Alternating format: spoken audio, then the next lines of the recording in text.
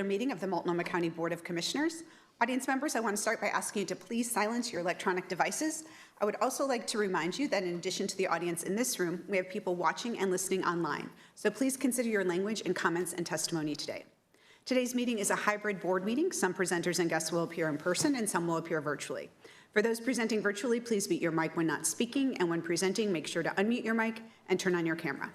For those joining us in person to provide public testimony or present, please turn your mic on when you begin speaking so that the green light is showing, and off when you've completed your remarks so the red light is showing.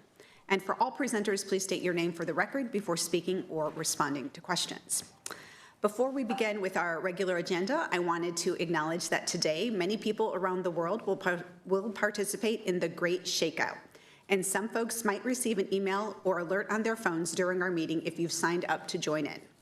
The Great Shakeout started in 2008 as a way to engage communities in earthquake and emergency preparedness and continues to be practiced on the third Thursday of October.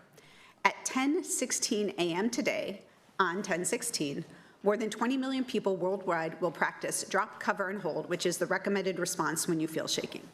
We won't interrupt our board meeting this morning, but my team will be having a makeup shakeout later this afternoon in our office, and I'd encourage others to consider the same. It's a great way to practice the specific preparation skill, and it's also an excellent opportunity to think about learning more skills, ideas, and resources to be prepared. I want to give a big thanks to the Multnomah County Emergency Management for getting the word out to our employees and the community. This morning, there are no items on the consent agenda, so Tasia, can we move to public testimony? Opportunity for public comment on non-agenda matters. This is a time for the board to hear public testimony, not for board deliberation. When it's your turn to speak, I'll call your name and unmute you or call you to the presenter's table. I'll set a timer for 3 minutes when you begin speaking and announce when your time is up, at which point please wrap up your sentence. We have 6 people signed up for verbal testimony and received 3 written testimonies which were shared with board members and staff. We'll start with virtual testimony. And first up, we have Addie Smith. Addie, you can unmute yourself and begin. Good morning. Can you hear me? Yes. I am going to read from some transcripts of how incompetent the probation officers are at the Multnomah County Justice and Probation Office. I have long since, in the past 2 years now, been complaining to the majority of these board members that include the board chair about just how incompetent the probation officers and racist that they are.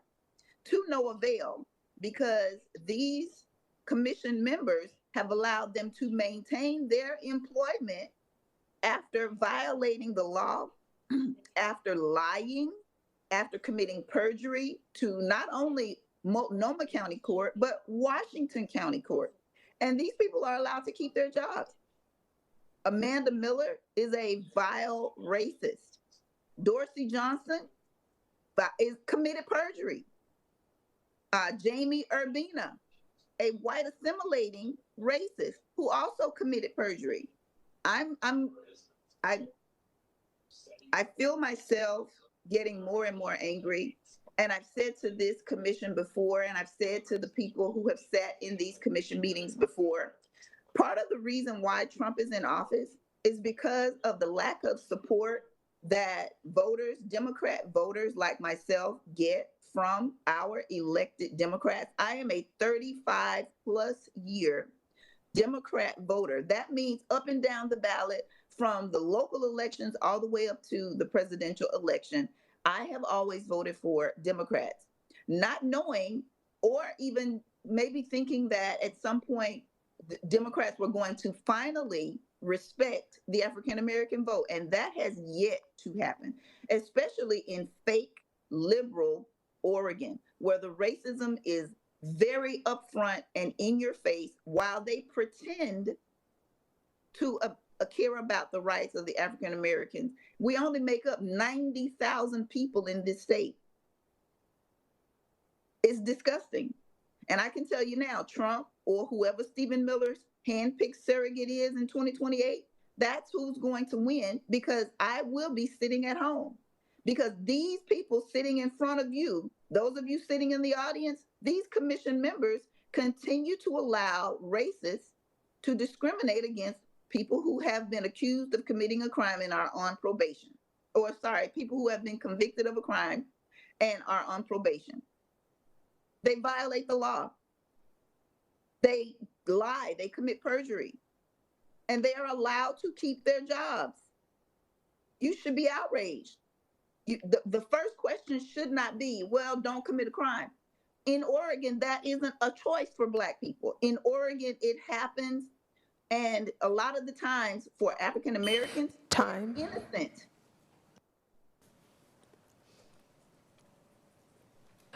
Next up, oh, yes, your time's up. Thank you.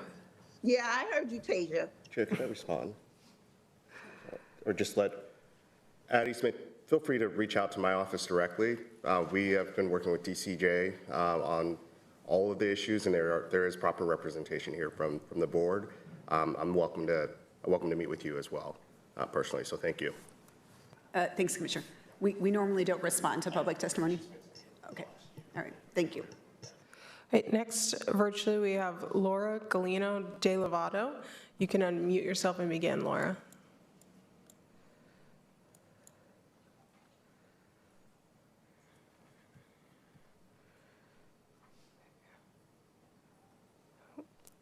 It looks like you're unmuted, but I can't hear you. Oh, Yeah. there you are. Okay, sorry, thank you, Tasia. Good morning, Chair Vega Peterson and commissioners. Thank you for the opportunity to provide some input this morning. My name is Laura Golino de Lovato. I use she, her pronouns. I'm the executive director of Northwest Pilot Project. We're a nonprofit organization that contracts with the county to provide much needed housing placement services to a vulnerable population, very low income older adults. I'm here today to advocate for a more transparent process related to the rebalancing of the Homeless Service Department budget in the wake of the recent changes because of the state budget.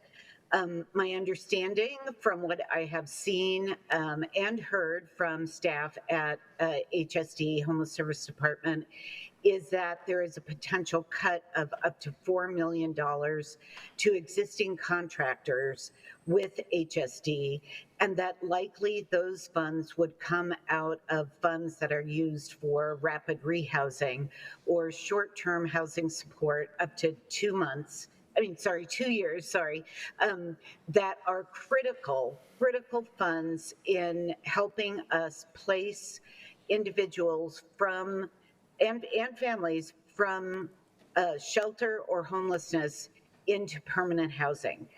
I'm urging you, as you listen to the presentation, the informational presentation at the end of your board meeting today, to consider alternatives to cuts, variations in how to backfill this, and to ask a lot of questions about why cutting HSD at this point would be a good idea, considering that we have gotten cuts in the last budget cycle, and there are very valid and near threats to changes to what Housing and Urban Development will fund through our existing funding opportunity.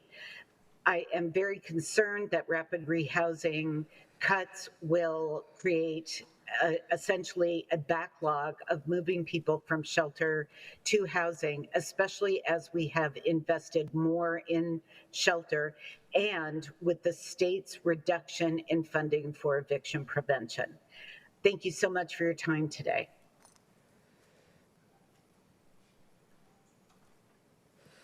Next, we have in-person testimony. We have Les Poole, Injured and Pissed Off, Jared Essig, and Lightning. Please come down to the presenter's table.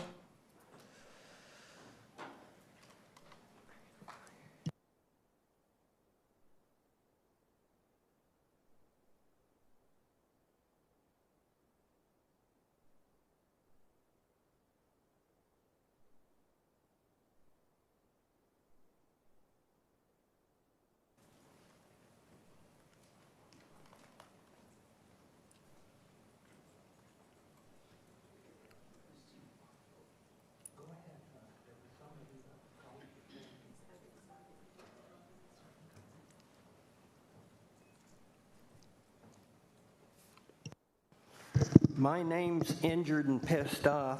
I'd just shown some of the people here that work here in the back of the room that Google claimed that there wasn't anybody named Injured and Pissed Off.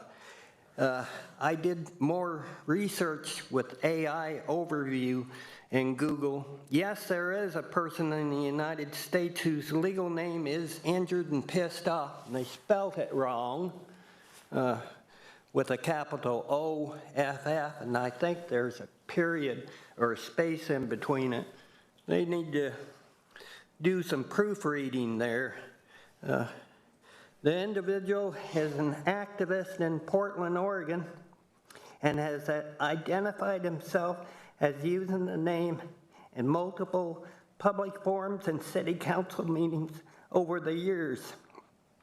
While unusual name changes like this are possible in the United States because most state laws follow common law, which gives people the right to use any name they choose as long as it's not for a fraudulent purpose. Courts have limited discretion to deny name changes through some states prohibit names that are deemed obscene or intentionally confusing. For example, Missouri, you can read about it further, but that is my legal name. And they also comment somewhere here, the case of Injured and Pissed Off, the name change was apparently permitted to become his legal name. It's because of my medical injuries and the state even contributing to my medical injuries. I have 2 fractures to my spinal cord, and they weren't even going to do anything. They were just going to give me a pair of crutches to go home with, saying they couldn't find anything wrong. And they finally admitted that my left hip had been broke. And I asked them about hearing my back crack twice, falling backwards. That was November 15th. Of 2010, which is coming up on 15 years now. And the board here is licensed to license those facilities. And of course, with the board here being in control of Animal Control Services, which should have stopped the animal attack on my service animal, with 7 dog attacks in less than 6 years. Thank you, my time's up. Thank you. Jared.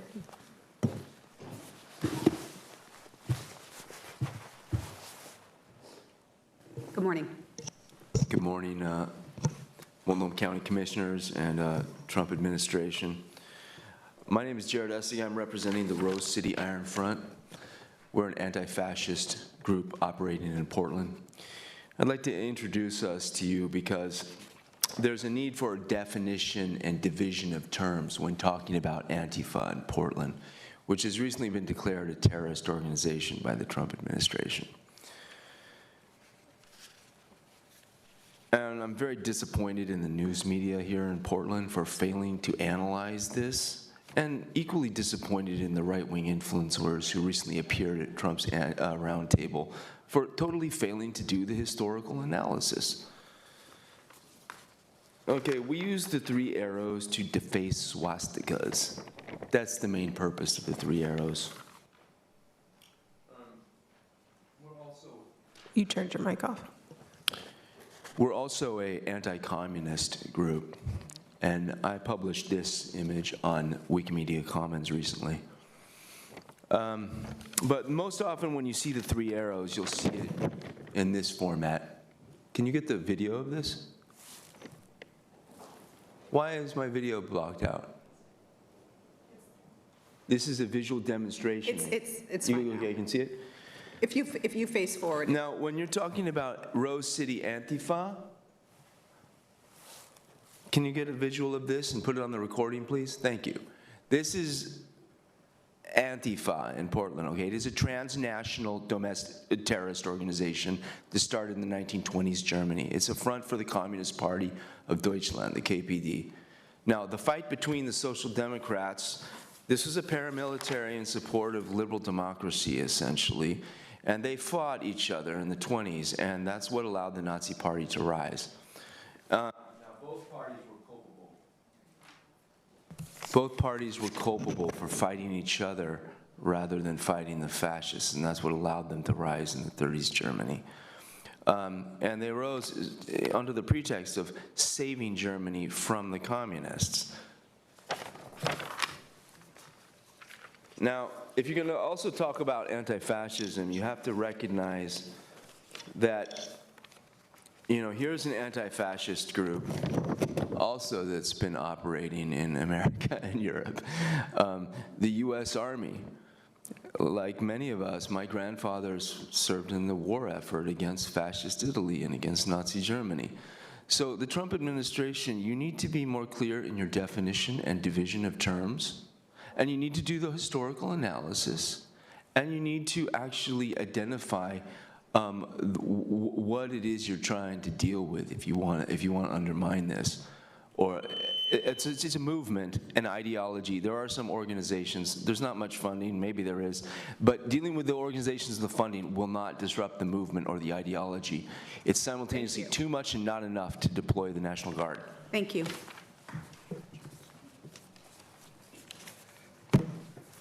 We have 2 more people left, Lightning and Jane Doe.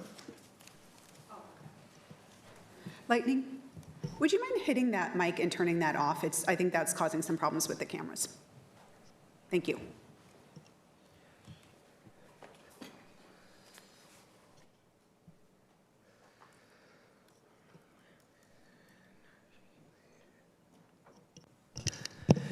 Yes, my name is Lightning. I represent Lightning Super We the People Lab. Now again, one of my biggest concerns is that $37 trillion national debt. Like I say, I had the opportunity to actually speak with the late Seymour Durst, who put up the debt clock from the Durst organization. And one of the things that he was about was borrow, borrow, like there's no tomorrow, and everything will end up being terrible. That was one of his phrases. Now, from my position, when we're seeing the Trump administration beginning to invest in certain corporations such as Intel, the $10 billion, now we're looking at possibly a lithium mine in Alaska. What I want the Trump administration to understand one thing is that we, the people, want to control all the big tech companies. We want to control super AI. And there's only one way to do that to the Trump administration, so you understand this. We need to purchase BlackRock, Vanguard, and State Street, all 3. I want to control everything they do as we the people. And again, we will begin to pay down this national debt, which isn't a big problem to me. It should have never been created. It was human-caused, pure incompetence, human-caused. And again, when we take control of these 3 companies, we control the whole economy. We control super AI. We will be at the forefront of super AI, robotics, and every other company of the ecosystem. We need to purchase those 3, and I call them the Lightning Super trifecta. And we will be able to pay down the national debt. So to the Trump administration, you already have signing bonuses from Japan of $500 billion. $10 billion into each one of those companies is not even a concern. We need to be the largest shareholder, we need to have the most votes, and we need to control those 3 companies which control the whole economy. And we can do that. Again, that is, we, the people, will not be given debt of 37 trillion. We, the people, will be given equity of 37 trillion. And everybody in this room and everybody in the United States will understand what the word abundance means. You can't have abundance with a national debt of 37 trillion. Thank you. Thank you. We have one last person, Jane Doe.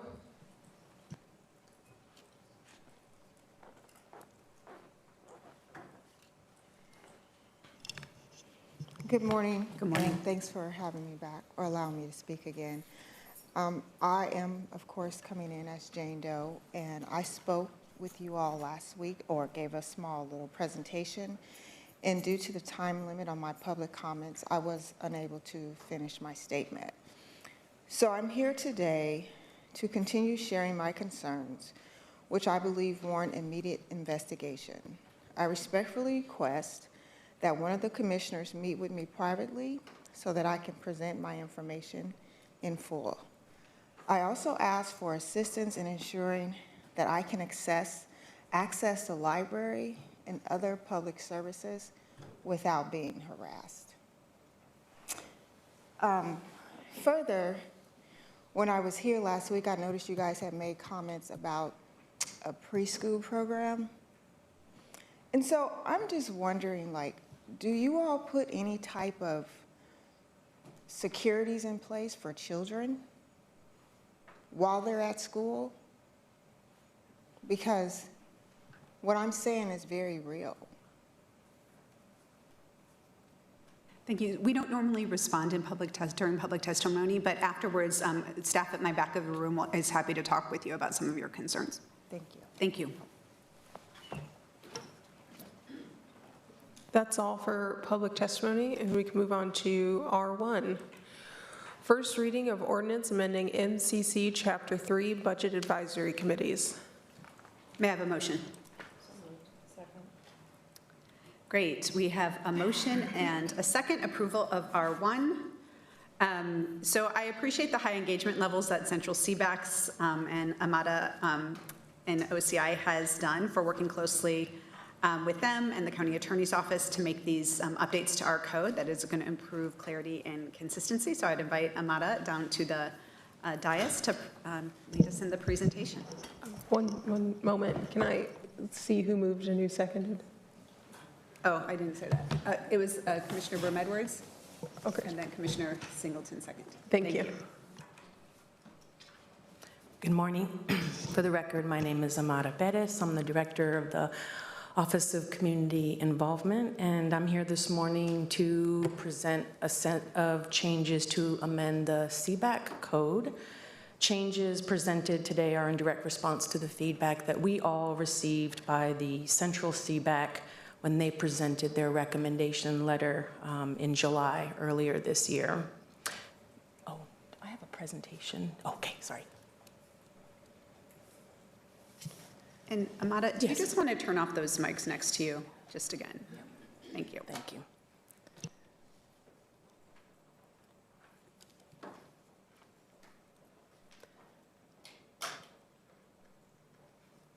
We can go to the second slide. Thank you. Over the last several years, the management of the CBAC program has experienced a wide range of challenges. And because of this, in 2024, Chair, you directed OCI to prioritize the development and implementation of a county-wide CBAC improvement process. So guided by the initial insights that were generated in the 2024 listening sessions, OCI developed an integrated improvement plan. And action items on that plan included code changes that were presented and adopted in February, new participant management systems, year-round recruitment, quarterly appointments, and a robust educational plan with comprehensive repository of resources for onboarding new community members to the CBAC. In addition, another strategy was to invite the Central CBAC that year to focus their attention during the budget cycle to really look at the CBAC program itself. Next slide, please. and essentially to develop, instead of a typical budget letter, to really develop a letter highlighting insights and ideas to improve CBAC code policy and practice. And their recommendations included to prioritize a policy guide, which OCI finished and introduced last month in our onboarding of new community members, to enhance recruitment and retention, which I'll touch on in a minute, and to adopt a set of code changes which are presented today. And the code changes presented in the next 6 slides really aim to better clarify and define membership, responsibilities, and operations of the Community Budget Advisory Committees. And slight differences between what was recommended and what's being proposed here has come directly from guidance from the county attorney, largely around language, and through conversations with CBAC coordinators across the county, largely in the area of membership. Next slide, please.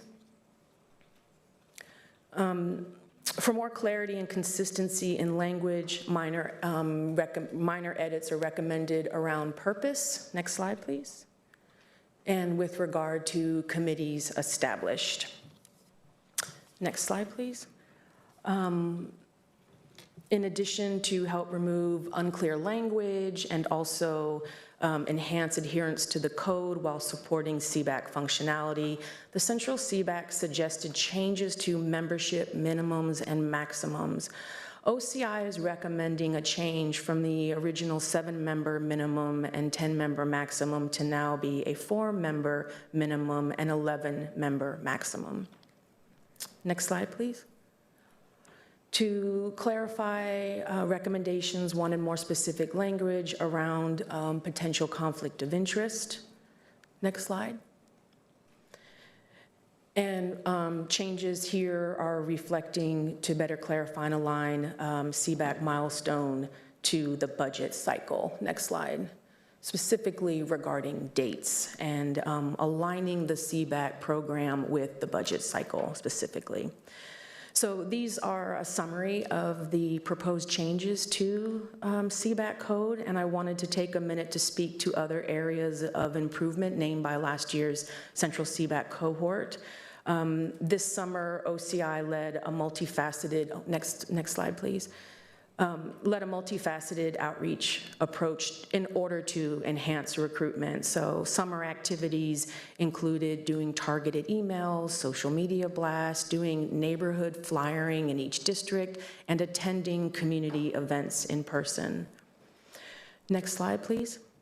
We started this summer with 45 vacancies, and at the beginning of the summer, and outreach efforts resulted in 55 submitted applications and 30 community members that were selected to serve in our departmental CBACs. Next slide, please. We're still fine-tuning this particular metric, but I wanted to just share applications ask community members how they learned about the opportunity, and we see this data really helping to inform and enhance recruitment effectiveness. This, coupled with analyzing the demographic snapshots, can support more targeted and strategic outreach and recruitment efforts that will help to ensure diverse representation and allow us to track and evaluate these efforts. Next slide. Our fall priorities, again, in service to this larger improvement process, is to evaluate the orientation and onboarding sessions. We had participant evaluations at each session. We'll begin to do the fall recruitment cycle in November, again, using data to conduct more targeted outreach in service to doing January appointments. And then finally, our priority in this effort is to institute, really as a matter of practice, these feedback loop letters to departmental CBACs, which we started this year with letters coming directly from the chair's office, written to each CBAC office department to share back the outcome of community input. And so CBACs will receive these letters again in early February from the chair, but also OCI will begin this practice with a focus on program improvement. So our office will be writing and disseminating a letter responding to what we heard from program experience in the letters that were submitted, but also in participant evaluations that were conducted during and at the end of the budget cycle. So thank you for your commitment to this process, this ongoing process, and open to discussion or questions at this time. Thank you. Thank you so much. Tasia, did we receive any public testimony on this item? No, Madam Chair. Okay, thank you. So appreciate the work on this. We'll go and see if there are any questions from the board. I'll start with Commissioner Brim Edwards. I don't have any questions, thank you. Thank you, Commissioner. Commissioner Singleton. Thank you so much. I know this has been work over a long period of time, and just also appreciate the CBACs themselves and the members who have engaged to help think about these changes. My one question is in slide 5 in section 3.301. There's language stricken about the sheriff's office and district attorney's office, and I'm curious about why we would strike that language, and are they still going to have CBACs that are integrated into our overall enterprise work? Yeah, thank you for that question. Do you mind answering that? Sure, that's just a legislative drafting tool to simplify this section. So it makes clear that CBACs are established for each county department, and both, so non-departmental is a department, the sheriff's office is a department, the district attorney is a department. So it also creates some more longevity and durability within our code. For example, if the board were to create a new department, they would automatically get a CBAC and we wouldn't have to change this. Thank you. I appreciate that. I actually have never heard us talk about the sheriff or DA as a department, so that's helpful clarification. That was my only question, so Okay, thank you so thank much. you. I appreciate the work. Thank you. Thank you. Thank you. Commissioner Moyer. Commissioner Jones-Dixon. Yeah, great. Thank you. Thank you for the presentation, Dr. Perez. Just I had that same question, and it makes sense as far as the whole one county initiative and mission that we're on. And the question I have is in regards to, it's on page 6, or it's the 3.302, the membership. I see that we have minimum members of 4. Should that be an odd number, just, if we don't receive consensus? Yeah, we talked about it. We've gone back and forth, and this was the number that most CBAC coordinators and we thought of. It could be odd. I think for us, it just seemed like a number that we could sustain, and for some of our CBACs, they hover at that. But that was sort of the number that felt most comfortable to everybody. Great. I would just recommend an odd number, whether it's 3 or 5. Okay. So we don't get jammed up on committees and things like that. Okay. So it forces us to move the work forward, but it's up to the Okay. board. Thank you. Thank you for that. And thank you for the work. Thank you. Thank you. Commissioner Brim Edwards had a follow-up. Okay. Yeah, actually, just as a follow-up from Commissioner Singleton, I'm not sure I understand the explanation. Is that the sheriff's office and the DA's office is being considered a department? Yes, for the purposes. Yes, those offices are departments for the purposes of county governance. It doesn't change at all the fact that the district attorney is a state elected official, and of course our sheriff is a county elected official. But just like our code sets up all the different departmental units, and then we follow those departmental units in our budgeting process. So this is like department with a small d. I think it's a fair way to think of it. Okay, it just, it seems confusing because they're led by other elected officials who are independently elected, and there's a lot of deference to them, and like it's their budget once the commission approves it. So I guess. And so too is the non-departmental unit. That's where each of your offices lives, right? And the Board of County Commissioners. So there could be different wording. This is just wording that memorializes the way that we actually work, and then takes away any confusion about whether or not different departments get their own CBAC or not. So I'm assuming by removing them, whatever statutory or charter or ordinance language treats them differently because they are actually not a specific county department, I guess with a capital D, that doesn't change. I get why non-departments would be included in this, but it just seems odd. I hear what you're saying. I think that the distinction, having the CBACs created for each department is a distinction between independent elected officials and the work that they're doing in furtherance of their office. We're talking about the office as a unit and as a budgeted unit. So I think as written, this captures all county departments, and then again provides flexibility in the event that we create a new department. In the past, we used to list them all, and then that created confusion because other ones would combine, or we'd create a new department, and so we had to go back and fix it. So this is just a legislative tool to make clear that the board is creating committees for each department. Yeah, and I really agree about the removing all the individual department names, because those can come and go. I guess it's just a follow-up. So the auditor hadn't been listed here because the auditor didn't have a CBAC? The auditor's CBAC would be part of the non-departmental unit. Pardon? It'd be part of the non-departmental unit. When this change was made, and this is more like of a governance issue, were they consulted by about the change? Well, there's no change to the CBACs or to the function of the CBAC. This is just a legislative tool to actually reflect what's already happening. So nothing will change in terms of their independence? Not at all.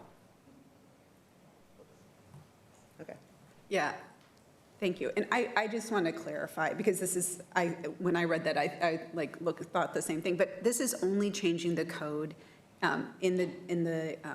in county code for the areas around the CBAC and the work of the CBACs. It does not change or touch anything about any other departmental roles or other elected official roles or anything like that. It's truly just for the way that this unit of governing or the unit of governance, a department is treated in terms of CBACs and having a CBAC, correct?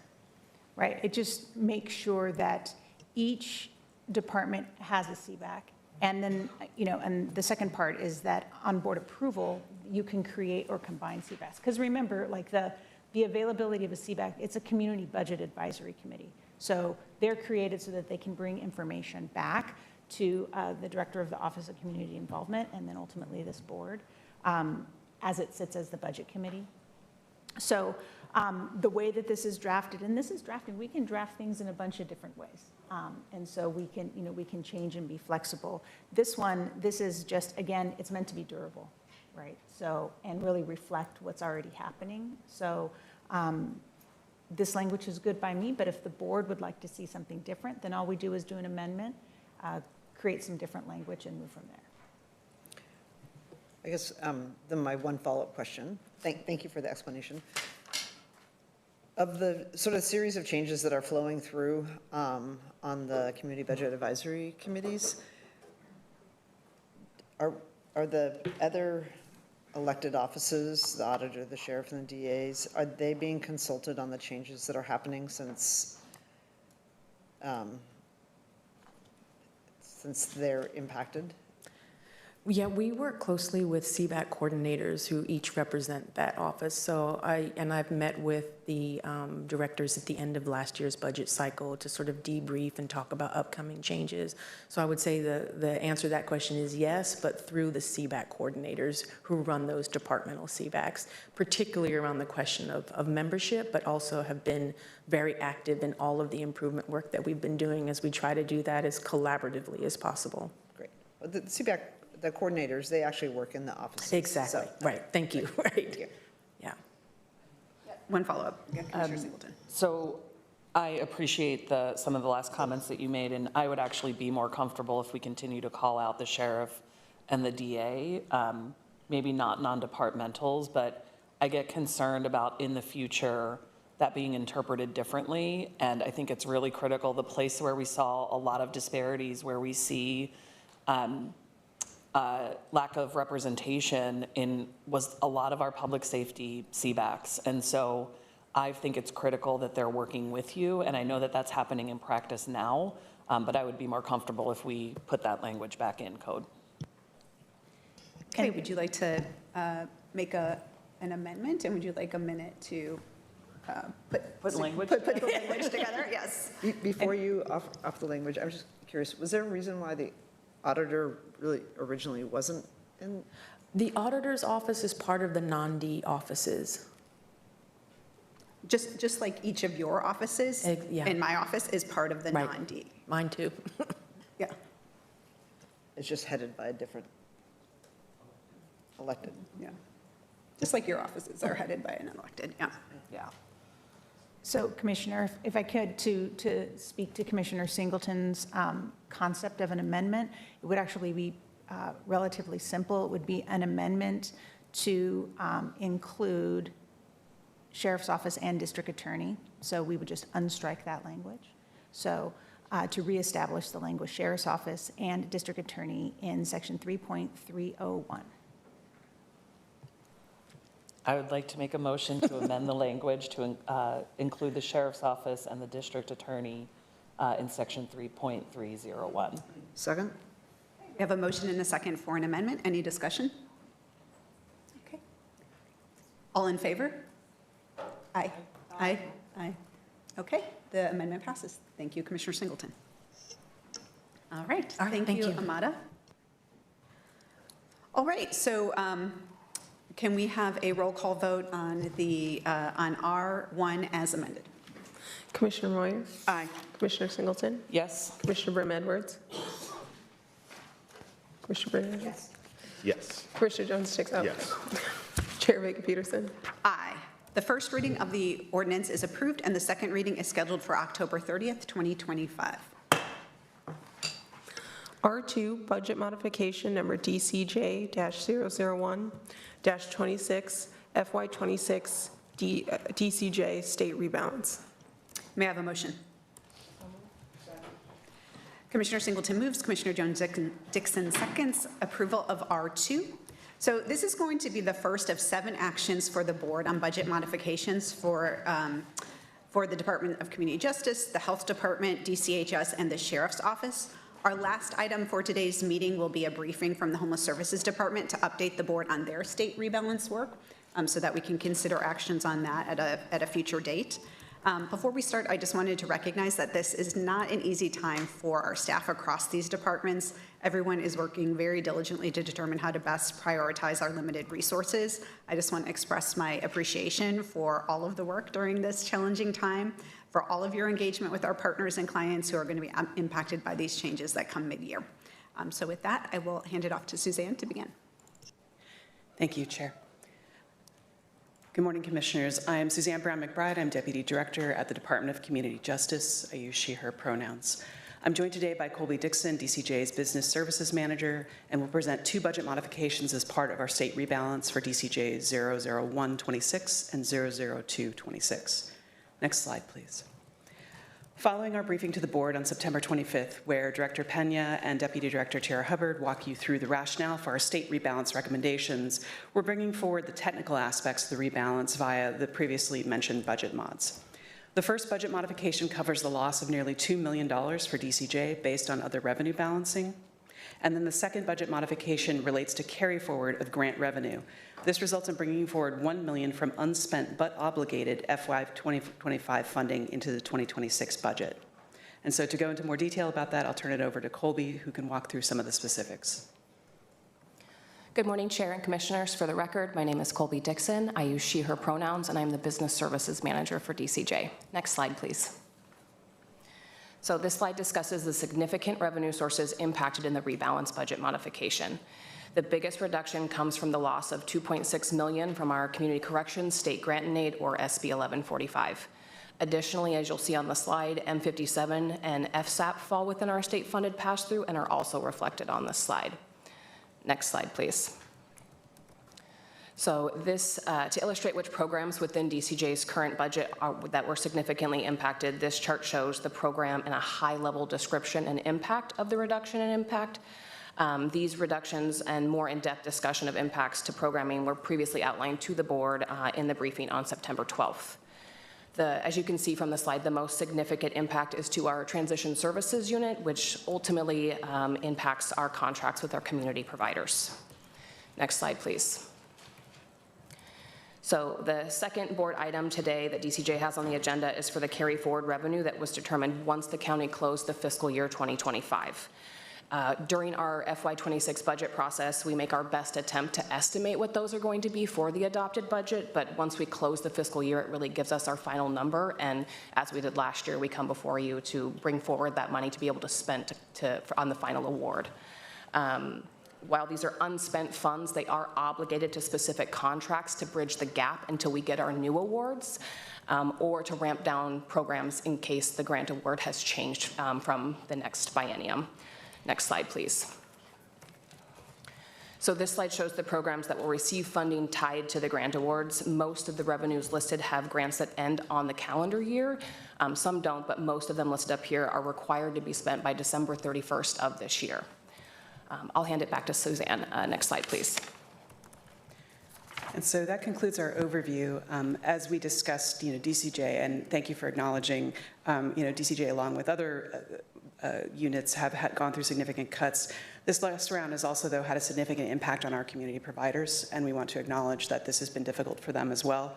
We also know that for our staff who are continuing to do their work in public safety and every day, that this will make their job harder, but we are trying to make the reductions and the decisions that are most impactful to the budget. I also want to say that the reductions cover what we're aware of right now. With ongoing conversations in Salem, we know that more reductions are coming, and that we will continue to track how this will impact DCJ to both our adult and juvenile services. This may also require additional conversations as we become more aware. Thank you for your engagement as we've navigated these difficult issues, and we really appreciate your time today to discuss this. Happy to take questions. Thank you so much. Tasia, did we have any public testimony on this? No, Madam Chair. Okay, thank you. So we'll go to the board for any questions and comments. We'll start with Commissioner Singleton. Thank you, Chair, and thank you for the presentation and the work that's gone over the past couple of weeks, multiple presentations and discussions. And I appreciate you uplifting the community-based providers that are also impacted. I think, when I asked for how are we impacting community-based organizations across this rebalance, and there's a couple of spaces where you've got providers that overlap. So I think it's really critical, and I will just name that it is culturally specific to the Black community, as well as some reductions in programs like Flip the Script that are also for culturally specific programming for the Black community. I would really like to do some follow-up with you all and understand a little bit more about how we're ensuring that the community that is most largely overrepresented in this population is gaining access to needed services, while unfortunately you're on the tail end of the realities of poverty in this community and how that relates to the criminal justice system. I want to make sure that we're doing our best to ensure that we've got supports for this community, considering the full breadth of reductions that we're seeing across the enterprise. One thing on Flip the Script that I did not ask during the initial presentation is this program being completely eliminated by the reduction? And if not, I saw you shake your head. Thank you. No, it's not. It's being reduced but not eliminated. Okay, thank you so much. I appreciate that. I will say, DCJ, you're on the front end of this, but this is a comment I have about almost every conversation we'll have today. The lack of ability on data at the county is really challenging for us to be able to tell the actual story of the work that you all do, internally at DCJ, but also with our community providers. I had a lot of questions about data that we weren't able to answer as a county. And so I look forward to working with you all, as well as some additional departments where you have these overlapping populations, excuse me, so we can actually look at opportunities to leverage our funding that we're already putting in to ensure that these folks get the support services they need. So more work to come, but appreciate the work that you've done to get us here today. Thanks. And Commissioner, I sort of agree with you wholeheartedly. I think one of the lack of data is one of the most vexing parts of being in a constraint year, because data is more and more important than ever before in terms of being able to demonstrate our impact in the work that we do. It's also one of those places that is tempting to take from first in terms of we actually lost one of our research folks during our countywide budget negotiations in terms of a vacancy that we were looking to fill. I also think that it's interesting because we are also trying to think about how to have these cross-county conversations. And so far, a lot of those data conversations are still being siloed. There's really good folks who are trying to figure out how to bridge that. But I think that that's one of the challenges in front of us about how to modernize our data infrastructure within DCJ, but also how that then matches with the rest of the data infrastructure across the county. Because I think you're asking questions that we wish we knew the answers to as well. 1,000,000%. You said it better than I did. That's exactly what I'm looking for, is how do we de-silo this data and center the human being. So thank you. I'll look forward to working with you all on that. Thank you, Commissioner. Great. Thank you, Commissioner Moyer.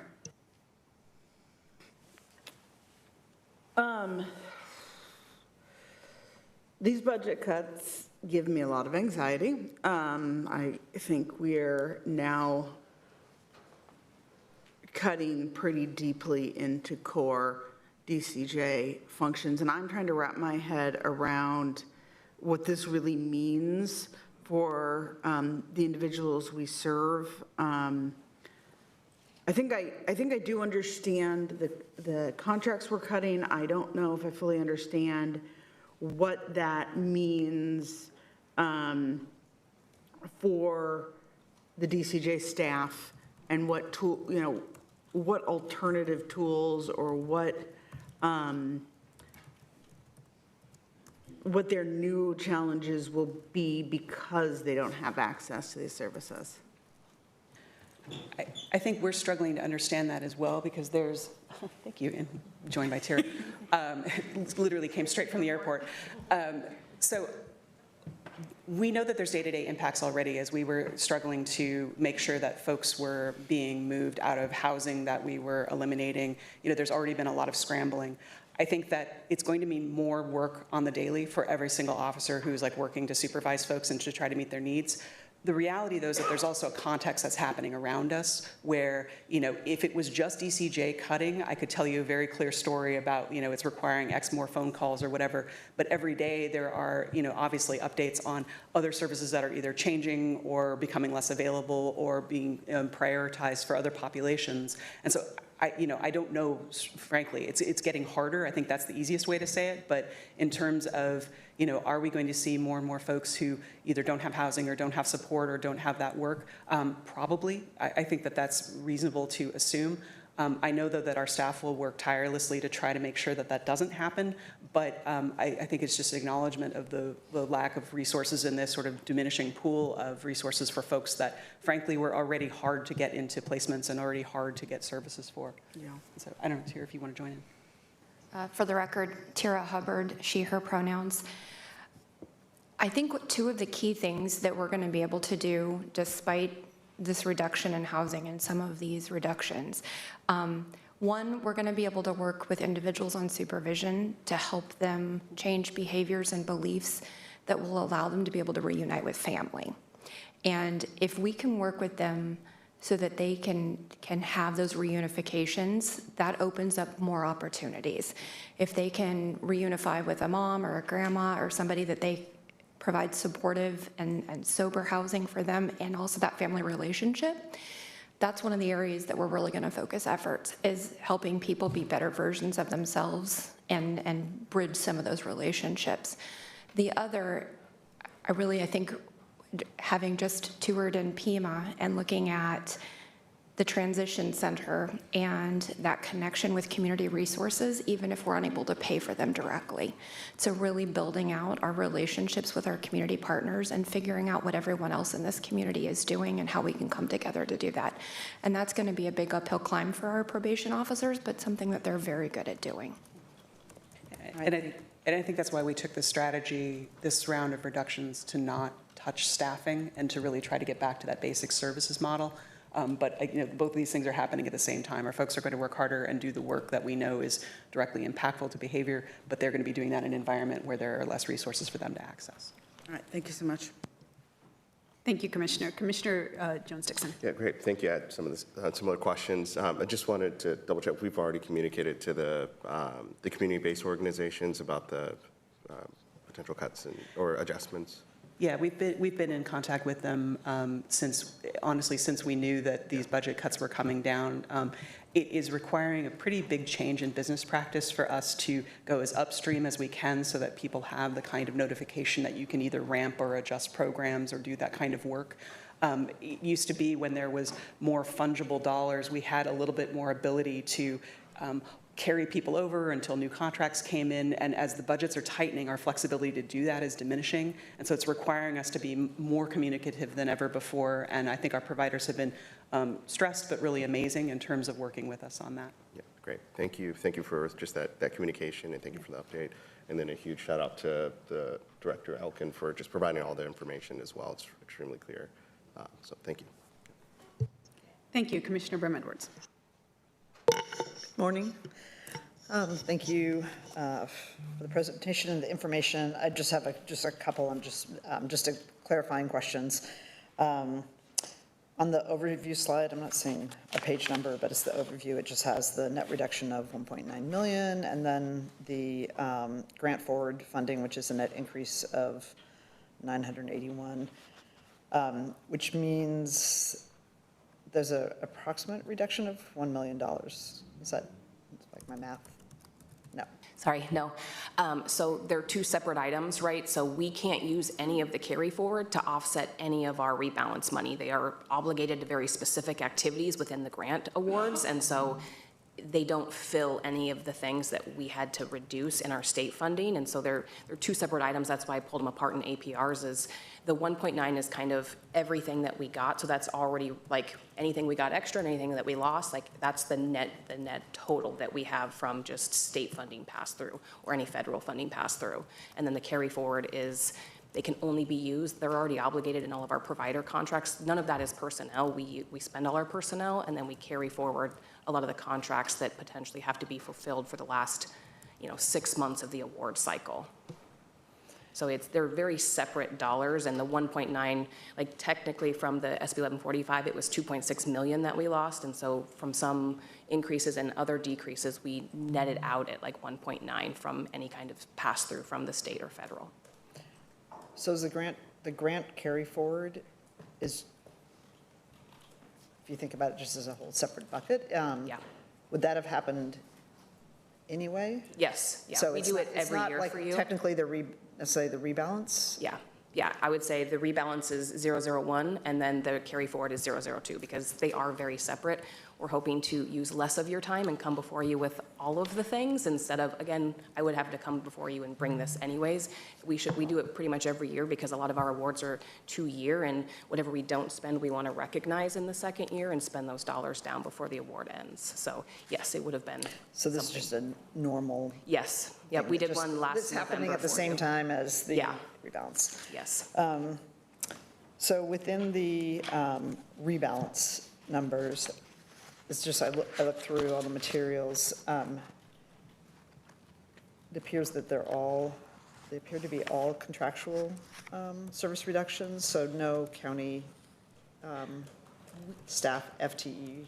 Because during the county budget process, we lost about 28 FTEs within the department, and we focused entirely on internal cuts.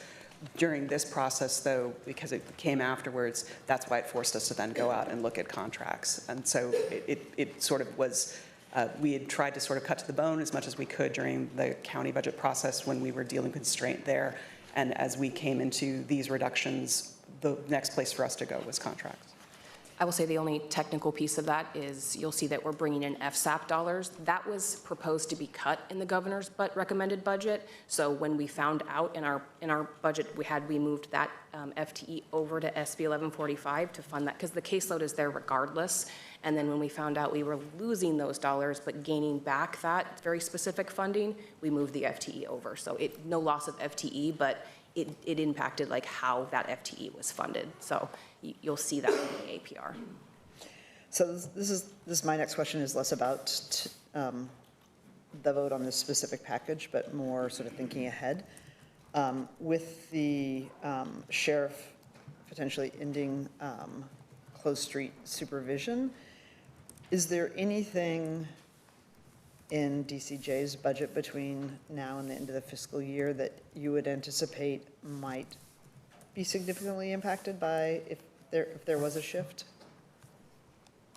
I would say we don't yet have our McJerp award and we don't yet have our specialty courts. And I think we've seen we've had the total number that has come in for specialty courts. We don't know what line items they're agreeing to fund. And I think even the total number is less than we asked for. So I think we're gonna come before you with those numbers along with JERP, because McJerp affects the Sheriff's Office, the DA, LIPSIC. So we will bring that one to you as well, but we don't have those final numbers yet. So those are missing from this. And I think we've seen a reduction in overall formula for JERP. Tira can speak more to that, but there's going to be more that we're going to bring forward and have to adjust based on whatever those end up being. Additionally, in the treatment court grants statewide, there were 4 different treatment courts that protested the awards. That is being heard by CJC next Tuesday, and decisions will be made about those protests. One of our courts as well protested for our DISP funding. Depending on the outcomes of CJC for those 4 protests, that may end up reducing awards for other treatment courts. So we've got some very tentative numbers. We will not know the actual outcome until after next Tuesday when the CJC has made a decision. Additionally, we've received information from the Department of Corrections that we should be prepared for additional state funding reductions, but we don't have any specific details on what that might look like, and that would likely happen before the short session. And we'll keep you posted if we hear anything specific. And those would be for this fiscal year? No, for next. Correct. That would be in our mid-biennium this fiscal year. This fiscal year. Yes. But in the short session. I mean, that would be the end of. So it may happen before the short session, depending on how the legislature decides to take up that work. E-board or? Yeah. Okay, thank you. Thank you. Commissioner Singleton had a follow-up. Thank you, Chair. I just wanted to come back to the comments around reunification and encourage you to talk with housing experts, because there are a lot of challenges with folks with, particularly if their family lives in a rent-regulated unit. There's a lot of restrictions on types of crime, as well as, frankly, even having guests and how long somebody can stay without doing a new rent certification. So I think that's really critical to get ahead of, and so that when you're having these conversations, you're not having the conversation with somebody that's not a realistic outcome for. I also will just say generally, and I will follow up with you, I've been a little troubled by some of the clinical language I hear DCJ folks using, and my understanding is that they're not clinicians who are doing a lot of this work. And not that everybody needs to be a clinician, but I have a lot of training questions as somebody who has been trained to do clinical work. I'm hearing some language that just I'd like to talk more about and follow up on. So my team will reach out about that. Thank you. All right, thank you so much. Appreciate this. I just want to appreciate all the work. And we know, that you guys mentioned like the potential additional cuts that might be coming from the state based on that work. You are not the only department that will likely be impacted by that. And what we're trying to do is figure out where we are in this moment and adjust our budgets accordingly, and recognizing the impacts and knowing that this is just going to be a really difficult process for all of us, to work through together. So just appreciate all the effort that went into figuring out this. I also just wanted to say how much I appreciated the early communication around when you were aware of these impacts and how you were going to be able to deal with them, both to myself and the board for that, and as well as our community partners. So thank you. Tasia, can we have a roll call vote? Commissioner Moyer? Yes. Commissioner Singleton? Yes. Commissioner Brim-Edwards? Yes. Commissioner Jones-Dixon? Yes. Chair Vague-Peterson? Yes, the budget modification is approved. R3, budget modification number DCJ-002-26, FY25 to FY26, grant carry forward funding. May I have a motion? Commissioner Moyer moves, Commissioner Singleton seconds, approval of R3, Part 2 with DCJ. If you want to just give a brief explanation. Yes, we kind of covered everything in one presentation for you in hopes that it would save you some time. So this is specific to our carry forward bud mod, so bringing forward that revenue to finish out the grant award cycles. trying to Thank run you. out of here before we were Yeah, done. I know, you guys so got to I stay in those apologize. seats. I know, I was just trying to exit the building, but yeah, so you've already heard our piece on that, so thank you for your consideration. Thank you. Did we have any public testimony on this item? No, Madam Chair. Okay, do we have any questions from the board on this item? Commissioner Moyer. No, I'm ready to vote. Okay. All right, then Tasia, can we have a roll call vote? Commissioner Moyer? Aye. Commissioner Singleton? Yes. Commissioner Brim Edwards? Yes. Commissioner Jones-Dixon? Yes. Chair Vega Peterson? Aye, the budget modification is approved. Now you can leave the building. R4, budget modification number HD-003-26, health, federal, and state rebalance. May I have a motion? Commissioner Singleton moves, Commissioner Brim Edwards seconds, approval of R4. Welcome to the Health Department. Hello, Trista. Good morning. For the record, my name is Trista Zugel, Health Department Budget Director.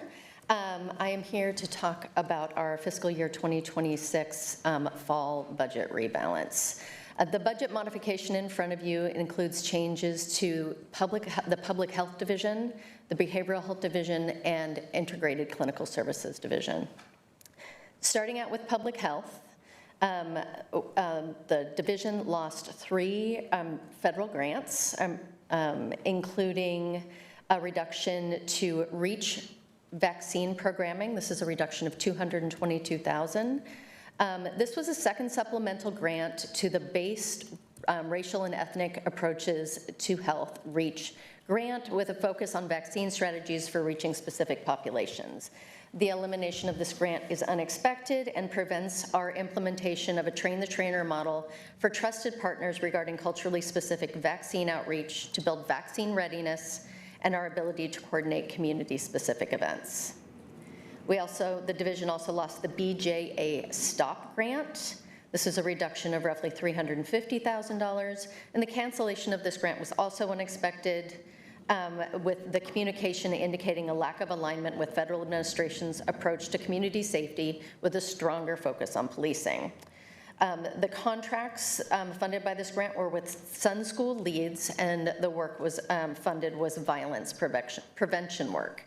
Contracts, as of the date we learned of the cancellation of this grant, contracts were still in progress. The next item is the reduction of one-time funding to the Women's, Infants, and Children program known as WIC.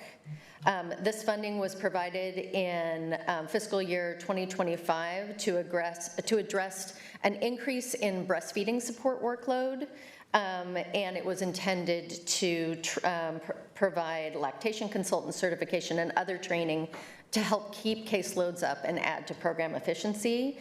The loss of this grant in fiscal year 2026 has no impact on the number of families served. The Public Health Division did receive some new state funding, including $185,000 for the Family Connects program, which will pay for a new nurse position in the Parent, Child, and Family Health program to roll out Family Connects, the Family Connects program, which will offer home visiting services to all families with newborns up to 12 weeks of age, including foster and adoptive newborns. This is an evidence-based model that offers 1 to 3 visits from a state licensed registered nurse. Moving on to behavioral health. Behavioral health lost roughly $200,000 in funding from the city of Gresham. This funding was intended to create a 1.0 FTE position to expand gun violence response work in East County. The funding was lost because the city of Gresham lost a significant amount of federal funding and was no longer able to fund the position.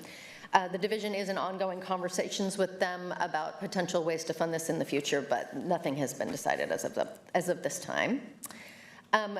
Behavioral health did receive some new funding from the Oregon Health Authority for a residential housing pass-through. So they received $1.13 million in new funding to cover a rate increase for residential service providers, residential mental and behavioral health service providers. This does not increase the number of available beds, nor does it change the mix of services. Finally, moving on to integrated clinical services, the division lost a grant of $348,000 to support Afghan refugee screening services across the state. The division is working to identify a select set of services that can be integrated into existing staff roles and retain some of the culturally specific education funded by this grant. That was 1.95 FTE and, as I said, $350,000. Finally, there was a change in the way, so there's an individual item related to pharmacy revenue and funding for HIV services through integrated clinical services. And effectively, OHA changed the mechanism by which the Care Assist 340B program is administered as of July 1, 2025. This resulted in a loss of revenue through ICS's pharmacy program. Recognizing that some of the pharmacy revenue supported staff in the HIV clinic, the state backfilled $350,000 of the lost funding to pay for staff in the ICS HIV program. And that grant is the HIV Ryan White grant for a net loss of funding of roughly $100,000. And those are all of our changes in the state rebalance. Thank you so much, Trista. I appreciate you going through all those details with us, and bless you. I wanted to see if there was any public testimony on this. Yes, we have one person signed up. Okay, if you would mind stepping back, and then we'll bring you back up for the board questions. Lightning.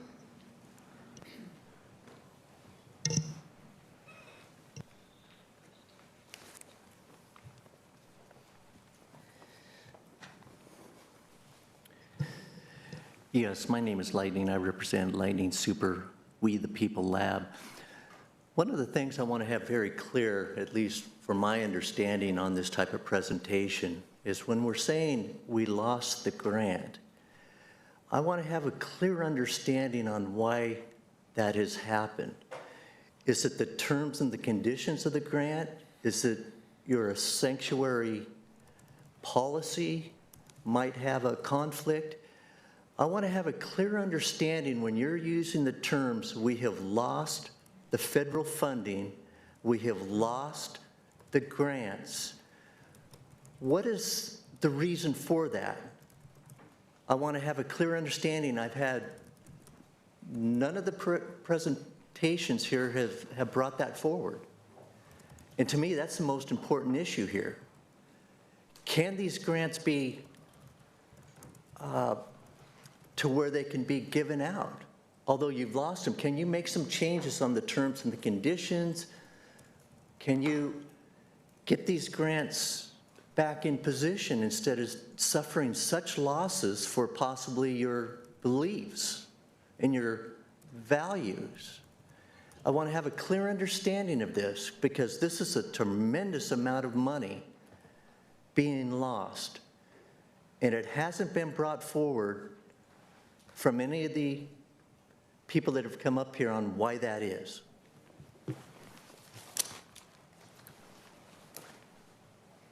Thank you. Okay, and I'll invite Trista back up for board questions and comments, and we'll start with Commissioner Moyer. Thank you. I dislike all of this, like my colleagues, I'm sure. And I'm trying to wrap my head around some of the impacts, both cumulatively and individually. I'm particularly concerned, we seem to have a few that impact the services we provide to individuals, well, one, but maybe the pharmacy one too, particularly to people who have HIV. And I'm just trying to get a sense of what that means for how we serve that population. Thank you, Commissioner Moyer, for your question. I have representative from Public Health online, and Debbie is here from Integrated Clinical Services to assist. Good morning. Good morning. My name is Debbie Powers, and I'm the Interim Chief Operating Officer for the Health Centers. And For the question regarding the pharmacy is, that was a loss of Care Assist funding, so that is funding that provides for those that need support paying for medications to treat HIV. The funding, the state decided to, we had an agreement with the state for us to be essentially a preferred provider. And they also have contracts with commercial pharmacies and mail order pharmacies, and there's a financial benefit for them to utilize other pharmacies and not our own. And so they needed to retain that funding. Certainly we understand these days we all need to retain our funding in our programs. And so because of that, we lost the funding that came through that program. However, they did understand that there were some positions that were tied to that funding, a clinical pharmacist, somebody that worked on prior authorizations. And so they did provide us funding for those positions, so we were able to retain the positions and the work. What that does mean is that those utilizing the Care Assist funding have to go to a commercial pharmacy or mail order and not our own.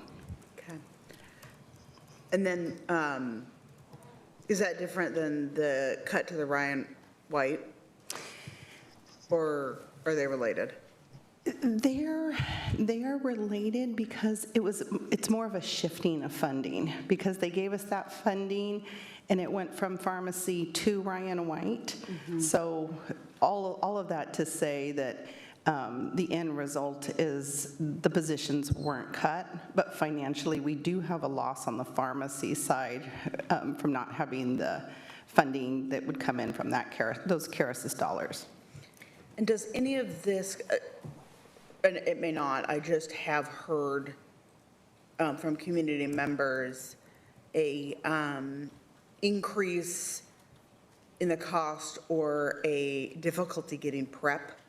Are we experiencing that in our STD clinic or in our primary care that we provide? Are we experiencing issues where people are either unable or cannot afford access to PrEP? I don't know if we are seeing access issues or supply chain issues or anything along those lines. It's not my understanding that we are. But I can certainly double check that with our pharmacy director. Okay, thank you. Thank you, Commissioner Jones-Dixon. Great, thank you, Chair, and thank you for the presentation. Just have a question regarding the program offer 40080. You mentioned that it was federal funding. I believe it was state funding that got. Are you able to confirm that? So I believe that's the Afghan grant. The Afghan, is that? No, the gun violence. The gun violence. Yeah. That is what we consider other funding. So to us, it is considered other funding because it came from the city of Gresham, not the state or the federal government. But the city of Gresham lost the federal funding they were going to use to pay us. Okay. So that's the loss, yeah. Got it, understood, thank you. Okay, thank you. Commissioner Brim-Edwards, any questions? Yeah, boy, this is hard to read through just looking at the services that we're potentially going to lose. Question about the staff positions. I'm looking at thank you, Christian, for sending around the FTE reductions. If I'm reading this right from the health department, there is 2.8 FTE positions reduced and 2.8 adds? Yes. For the net of the 1.2. Yeah. Are the positions that are being cut, there is a mental health consultant, licensed community practical nurse, and a program specialist. Are those positions currently vacant or are they filled? The mental health consultant is vacant. I'm uncertain. I can speak to that. The licensed practical nurse is vacant as well. And the last one was... It's a program specialist? The program specialist position is a partial FTE that is a current employee, and we're having to utilize unspent funds to support that. So that is not a loss of an individual person in a filled position. So two of the 2.8, two of the positions are vacant. Correct. And then the other one, you're going to use other funds to support. So there won't be, even though it looks like an FTE reduction, there will be positions reductions, but no actual individuals that will be, who are in positions that will be eliminated by this vote. That is correct. And then the additional 2.8 or partial positions, are those new positions, or are they, are we funding positions that already exist? I will have to get back to you in writing. Okay, and that's fine, it's not Thank you. determinative of my Yeah. vote, I'm just, I don't know. Okay, and again, I appreciate my colleagues' questions. One of the things, I'm just given, this just as a follow-on, because many of these reductions impact our community partners. I'm just looking at, there's one related to school districts in the county. It's through the Sun Schools, and it looks like it's going to impact all 7 of the districts. Have there been communications with our community partners, whether it's school districts or other entities, about these reductions that they're flowing through, as we unbalance other people's potentially budgets? I'm going to ask Kirsten Aird if she can speak to that. I believe she's on, there we go. Yeah. Hi, can people hear me? Yes. Yep. Hi, Kirsten Aird, Public Health Director. Yes, Commissioner Bryn Edwards, we have been working with our school districts. We continue to work with them and communicate. In this particular grant reduction, we are still trying to work with other partners to, in particular, to find resources and access to CSAs and foods to support families, and then and certainly the relationships that runs through with our school districts. And this is specific to the STOP grant that works with youth at higher risk to become victims of gun violence? Oh, that one. Yes. No, we are still also working with school districts for that. I am very impressed and proud of the work that the program continues to do as a whole in regards to our relationships with schools. I think that is the benefit of leveraging and blending a number of funds to address particular spaces and places where people move through this world. Thank you. Appreciate that. Thank you. Commissioner Singleton? Thank you all. Excuse me. I appreciate the presentation as well, and just the work that goes into this. I do want to, again, highlight, as I did with DCJ, that when I look at the community providers that are impacted by this reduction, it is a significant amount of culturally specific service for Black and brown people. I just wanted to highlight a couple of pieces because we're talking about this all separately, but I appreciated in your materials how you called out the impacts. So a decrease in ability to serve 200 families with healthy foods. This is on top of cuts we know have happened to SNAP and to our food bank programs. A 44.2% reduction in the STOP grant, which impacts 86,600 students. Loss of mental health consultant for East County gun violence. Loss of funding to support CDC-required screenings for Afghan refugees. There are some things in here that I think are really powerful to just uplift what you've shared in your materials. So I wanted to highlight those actual numbers because we're talking about, again, a lot of the same families that are going to be impacted from cuts that we hear in the next budget presentations. I don't have questions for you all. I know you did a lot of due diligence around this and where reduction have to happen or don't. And so I encourage us to look at, again, opportunities to de-silo.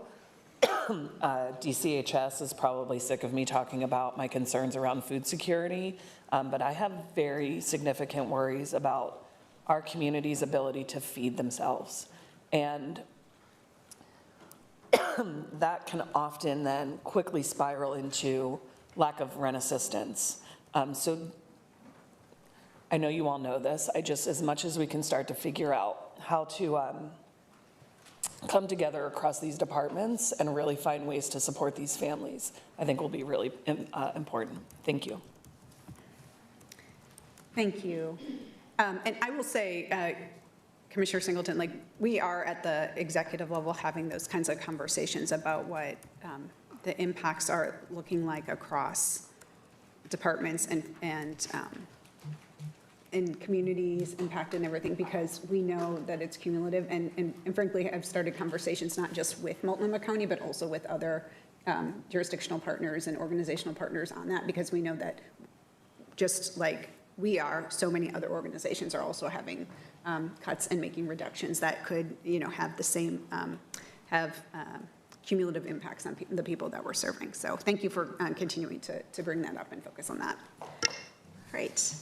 I don't see any other questions. Can we have a roll call vote? I do want to just thank the Health Department for all the work. I know that these are not easy decisions, and we all feel for the community that's going to be impacted by this. Thank you. Commissioner Moyer? Aye. Commissioner Singleton? Yes. Commissioner Brim Edwards? Yes. Commissioner Jones-Dixon? Yes. Chair Vega Peterson? Aye, the budget modification is approved. R5, budget modification number DCHS-003-26, Department of County Human Services, Federal and State Rebalance. May I have a motion? May I have a second? Okay.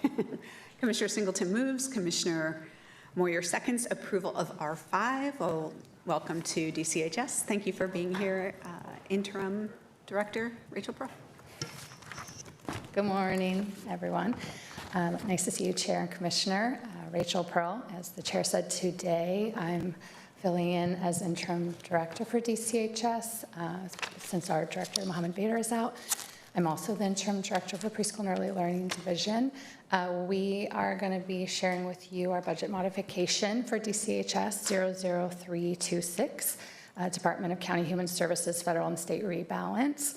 None of this information should be new. We've discussed this with you all several times, so we're going to try to go through it pretty quickly, but we are here for questions. We also have our amazing leadership team with us as well, and Alexis Alberti, who's stepping in as our interim deputy director, is up here at the table with us. So we are here, and as many of you have highlighted, we recognize that in many ways this feels like just the beginning of some difficult times in terms of state and federal funds for DCHS. And I'll pass it to Robert so we can walk you through this. Hey, good morning. Robert Stoll, Finance Director for DCHS.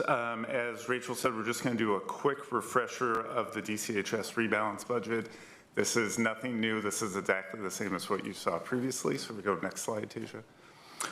This first slide is just an overview of the changes. As you recall, DCHS had a slight overall increase in the budget due to this rebalance. However, the changes are dramatically different from one division to another, with increases in ADVSD and IDD and a sizable decrease in YFS.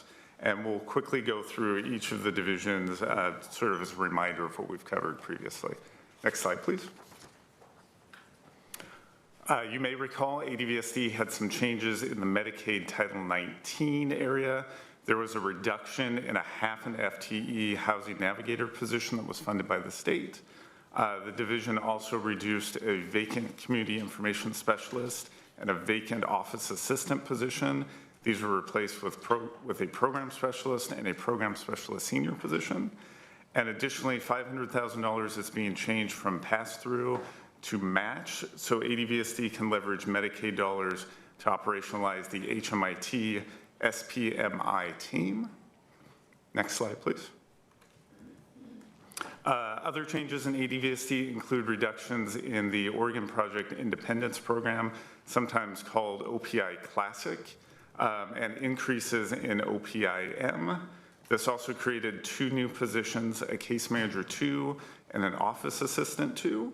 Additionally, ADVSD is adding a $181,000 contract in the Providence Administrative Counseling Services Grant, also known as PACS. Next slide, please. In IDD, we have an increase in the state mental health grant of about $4.1 million, which adds 9 new FTE. There's also a small increase in Service Element 55 in the mental health grant award for adult protective services that adds $23,000. And lastly, in IDD, we have the 5 FTE related to the adult care home licensing program moving from the county to the state. This is a reduction in our budget of $374,000 for this fiscal year. Next slide, please. In the YFS division, we have a variety of updates. On this slide, we have the items for energy and weatherization. As you know, our DOE Innovation Grant Award was rescinded from the federal government. That was a loss of $919,000. However, we have a $728,000 increase in our ECHO Award from OHCS, and we're also adding $1 million in our Northwest Natural Weatherization Rebate budget as well. The Earth Advantage Award is a $150,000 decrease. That's because those funds were fully expended in FY25. Next slide, please.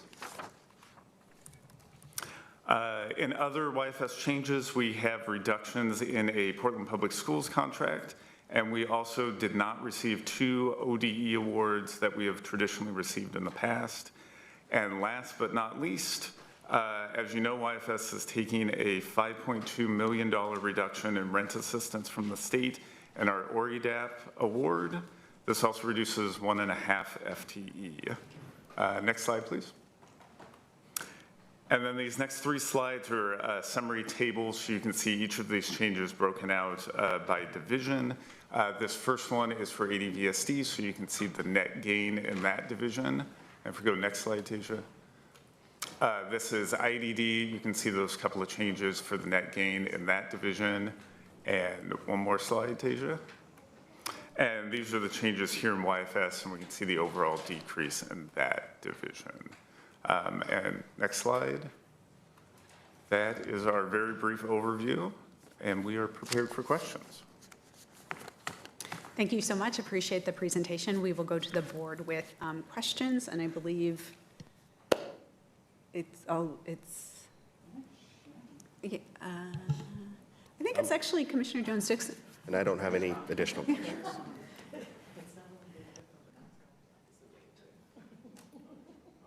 Commissioner Brim-Edwards, any questions? So this is going to be along kind of the same lines as my questions for the previous panel. I'm just looking at the reductions in staffing, and just want to make sure I have this correct. So there is 5 of the positions that appear to be reductions, but they're actually transferring to the state. And just refresh my recollection, are those individuals actually being transferred to the state, or is the state going to do their own staffing? Thank you for the question, Commissioner. We currently have 3 vacant roles, so those will the funding will move, and then for the 2 positions that we have staffed, they have been offered the ability to transfer to the state.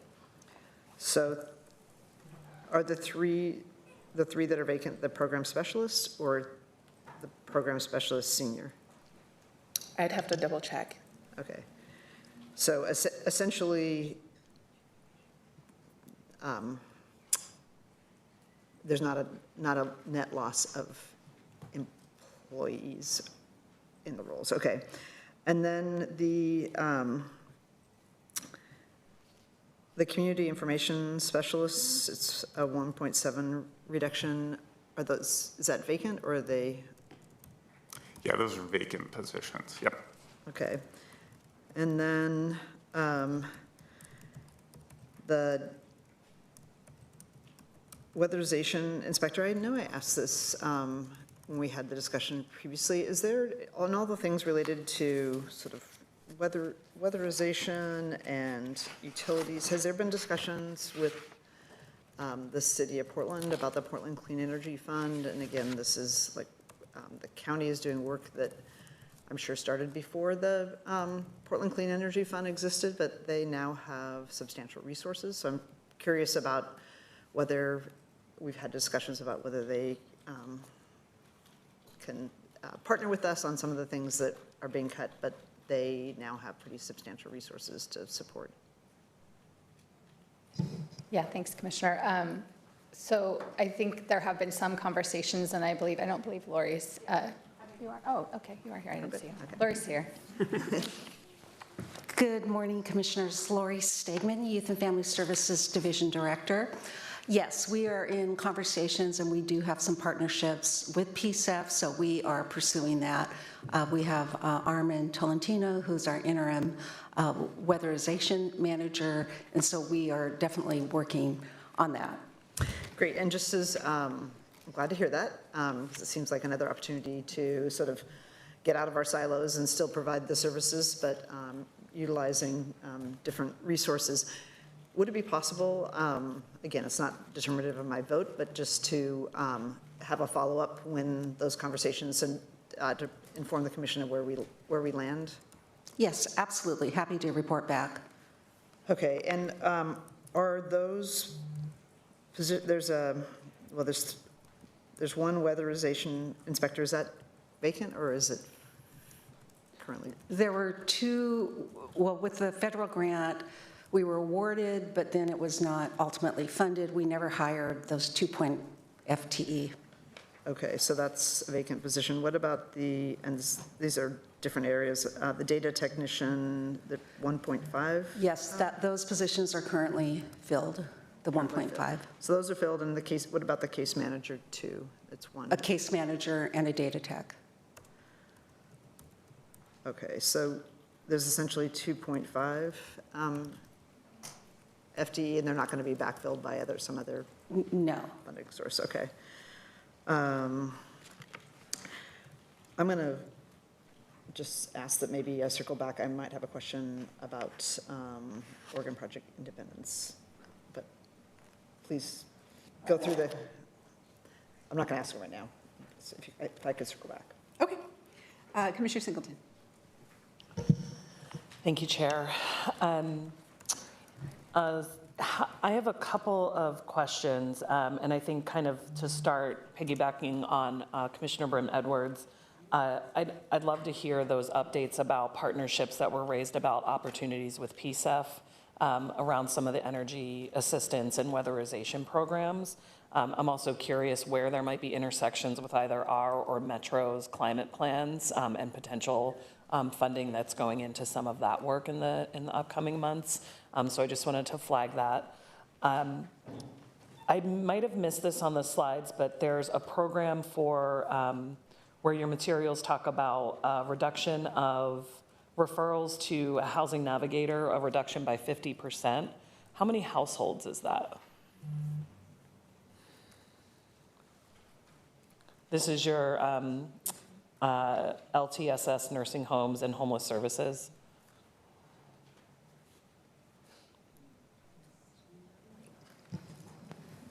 We're going to ask our ADVSD team to come up.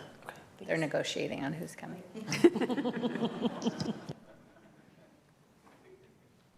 For the Housing Navigator, you're wanting to know how many households? Well, with the Housing Navigator, the position is 0.5. It's going to reduce to 0.5. What's going to happen is just the case managers are going to have to do that work now as far as connecting folks to resources and housing resources. So the person that's in the position right now is actually going to stay in that position, 0.5, but it's just going to fall more on the case managers to assist with that work.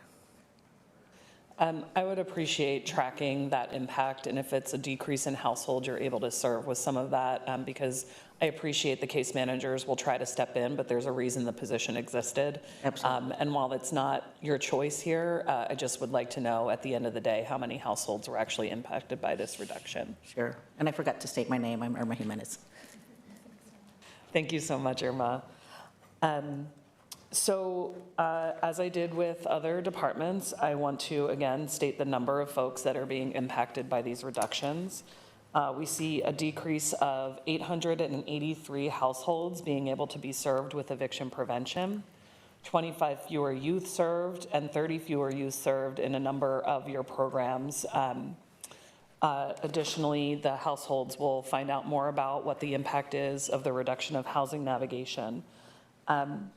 And additionally, while I know we talked, Commissioner Brim Edwards talked some about the county staff impacted, I am hard pressed to believe that there aren't impacts to staffs in these community-based organizations that you all subcontract with, and I would appreciate knowing as those changes are made what that actual impact is. I think it's critical that we pay attention to the net loss in our community of these types of services and staff in order to be able to tell the real story. Again, we'll highlight a number of culturally specific programs are impacted by these reductions. In addition to some domestic violence services, we have one program in particular that's impacted by reductions from 3 departments. I hope that there's some conversation going on. That's a huge loss for our culturally specific services to Black community when they have, at least we don't actually have a dollar amount yet for one, but for the other programs, it's upwards of $700,000 reduction to a really critical agency in our community. So I appreciate, again, the hard work that you're doing. I also just want to acknowledge that not only are you now doing 2 interim roles, but you are also now stepped up into an interim role. And I know you all are carrying a lot, and this is not a helpful conversation to put on top of the stresses of all the workload that you're carrying. So I'm just wanting to acknowledge that and really appreciate you for stepping up into these leadership spaces to ensure that our work continues so that the people that are being served don't have to see the impacts of some of the things that we might have to deal with internally. So thank you. Thank you, Commissioner Moyer. Yeah, I am curious about the reduction in OPI. And is that the planned reduction because of the opening up of OPIM? Or is that in addition to the expected reduction in OPI due to OPIM? It has to do with the OPIM program. So they're going from a state-funded program to a federally funded program.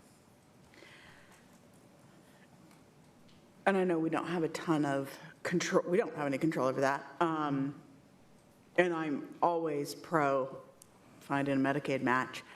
My concern, so this is more of a, just want to hear updates, is that makes it very difficult for our Elder Americans Act providers who have traditionally done a lot of OPI for us. They use those resources, not only for the personal care for individuals, but the culturally specific options counseling that many people have benefited from who might not come into our office. So I'm just going to want to hear over the next year or so how our partners are able to respond to this reduction and their ability to provide that option counseling to individuals.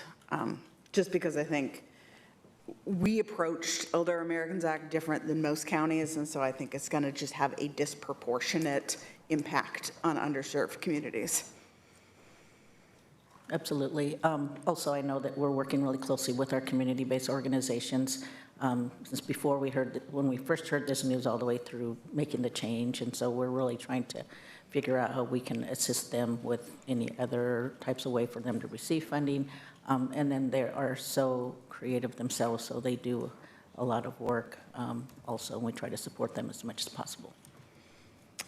A couple of questions related to the investment in IDD case management, which I'm thrilled about. That is a very long time coming.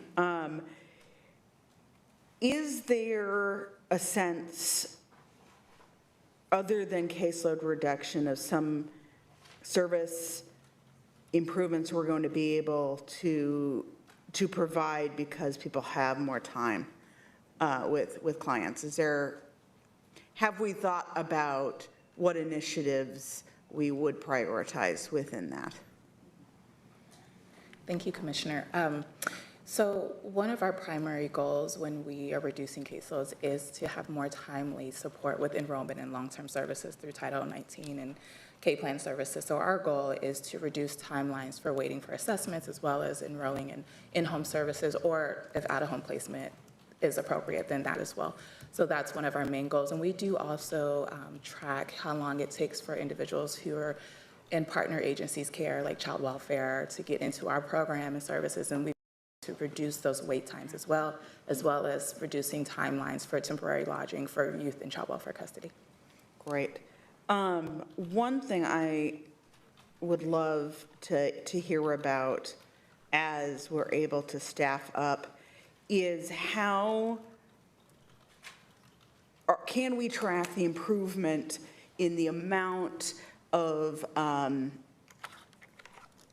effort put into achieving people's individual service plans? So I particularly am interested in, one, the quality of those plans. I think that it's really important that individuals, particularly adults with IDD, are driving their individual service plans. And a lot of times, I think when we're rushed and understaffed, we do the paperwork we're required to do, but if the placement's okay, we have to focus on the fires. And I am hopeful that this allows a little bit more effort around what are the goals of the individual. It can be employment, it can be greater social engagement, it can be living independently or with a roommate. So I'm just really hoping that we are able to use these additional resources to put energy into helping people achieve the goals that they have set for themselves. That's a great question.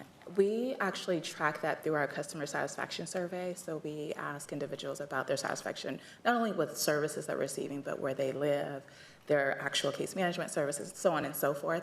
And we have some flexibility in how we measure those responses. And so we also take demographic information so we can disseminate between adults enrolled as well as youth and families. So we are always tracking customer satisfaction in that way. We also partner with our state agency to gather data on the National Court Indicators surveys, so we can also see how we're doing compared to statewide and nationwide results.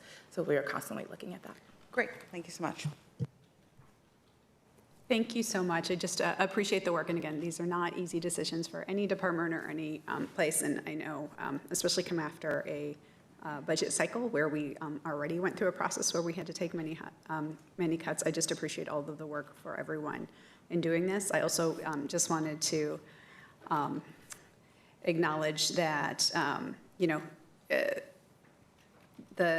the gratitude I feel for the focus you have on the communities that are impacted by these changes and the way that you always are bringing that to the forefront. So thank you. And then Alexis, I just did want to also appreciate you stepping up as the interim deputy director for DCHS during this time. Really excited about you being in that role, and know that Rachel will appreciate all the help as she's moving into her role too. So thank you all so much. I remember I had a question. Oh, okay, yes. Thank you. This is on the Oregon Project Independence, the shift in program. And in the materials that were offered, that were provided us, it said that the number, because it's shifting from Oregon Project Independence to Oregon Project Independence Medicaid, that there'll be approximately 300 individuals who currently are receiving services that will no longer, because, I'm assuming it's because they're not eligible for Medicaid? Is that? I think we're reviewing our folks that are currently on OPI Classic and trying to move them over to the OPI-M program. I believe the 300 is the number of folks that are currently. It's the number of folks that won't be eligible because they're not eligible for Medicaid? I mean, so in theory, if you had somebody on Oregon Project Independence Classic, but they're not eligible for Medicaid, they couldn't be moved over? Correct. So we're going to have about 100 consumers that we'll be able to keep on the OPI Classic program. So we'll still have folks in the OPI Classic program. They're not eligible for OPI-M. We'll keep them on the OPI Classic program. We have funding all the way through the end of the next biennium to keep folks on the OPI Classic. Am I answering your question? Sorry. I'm hoping you're answering it in a way that I like the answer. Okay. Just to make sure that I'm clear. So the individuals who are currently on OPI Classic, who don't qualify for Medicaid, you're saying that it looks like here, that's 300, you're saying those will all stay at OPI Classic? We'll have funding to keep, they're staying on OPI Classic right now currently, yes, that's correct. So as we haven't got through all of them yet to assess them, because some of them may move over. Okay, but I guess I'm trying to look at what the net impact is that we're not going to have seniors in this community who have been supported by Oregon Project Independent, all of a sudden with this vote, not have services. Correct. I mean, I know every year it's a new budget year, but the impact of this particular vote is some people are moving over to this new program, and those that don't qualify would still be at OPI Classic. That's correct. Sorry. Great. I like that answer. Yeah, that is. And I have to say, some of the other counties had to reduce. And here in Multnomah County, we decided to keep everybody on that program until we assess them and see if they're eligible for the OPI-M. So, yes. But they're staying open. Okay. It's like, We're not closing them. Okay. I just want to, I really appreciate that, because I think this is like many of the individuals we serve in this community, I think that would be a very abrupt shift. Absolutely. For people to be just making mid-year. So thank you. You're welcome. Thank you so much. I neglected to ask for public testimony when I was sitting back down, so thank you all for answering those questions. We are going to invite public testimony on this item. Yeah, we have one person signed up, Lightning.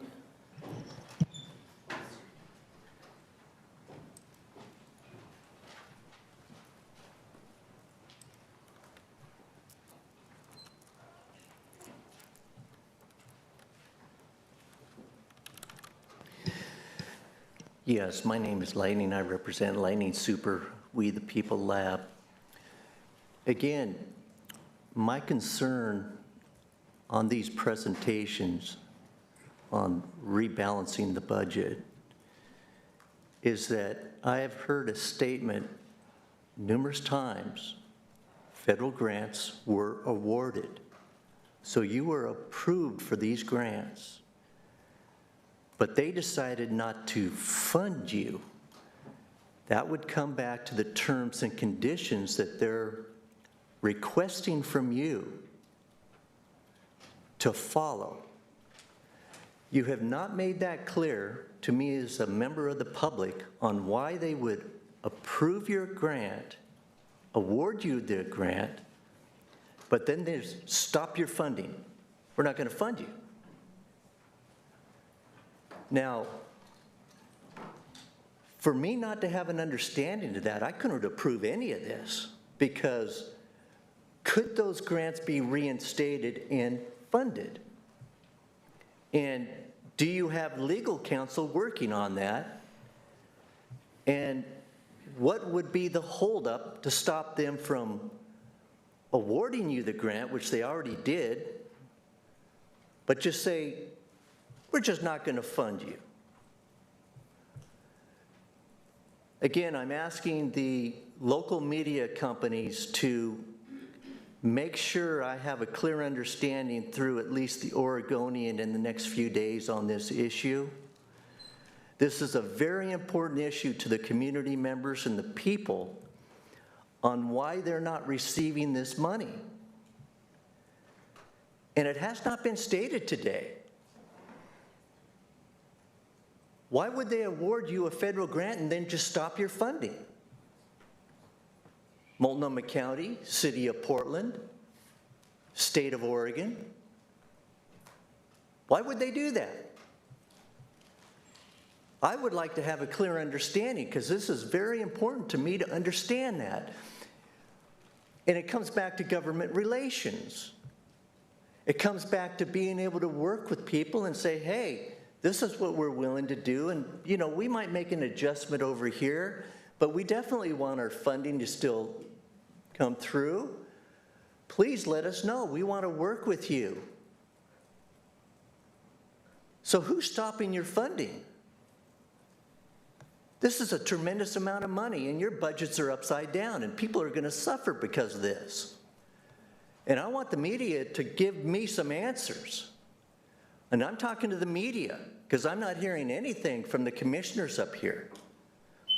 I want some answers. Thank you. Tasia, can we have a roll call vote? Commissioner Singleton? Yes? Commissioner Brim Edwards? Yes. Commissioner Jones-Dixon? Yes. Commissioner Moyer? Aye. Chair Vega-Peterson? Aye, the budget modification is approved. R6, budget modification number MCSO-002-26, State Rebalance Marine Board. May I have a motion? Commissioner Singleton moves, Commissioner Brim Edwards seconds, approval of R6. Good morning, John. Thank you for being here. Good morning, Chair, Commissioners. John Harms-Millant, Sheriff's Office. Thanks for having me. We have 3 bud mods for you this morning. The first is related to the Oregon State Marine Board funding. The Sheriff's Office receives funding from the Oregon State Marine Board to partially support our river patrol functions, so specifically deputy sheriff positions assigned to that unit. This bud mod recognizes a loss of around $240,000 in revenue from the State Marine Board. We are reallocating within our base budget to cover those deputy sheriff positions too that would normally be supported by that function. So we are not anticipating any operational impact at this time. Thank you. Thank you, appreciate that. Do we have any public testimony on this item? Yes, we have one person signed up. All right, we'll bring you back in a second for any questions. Lightning?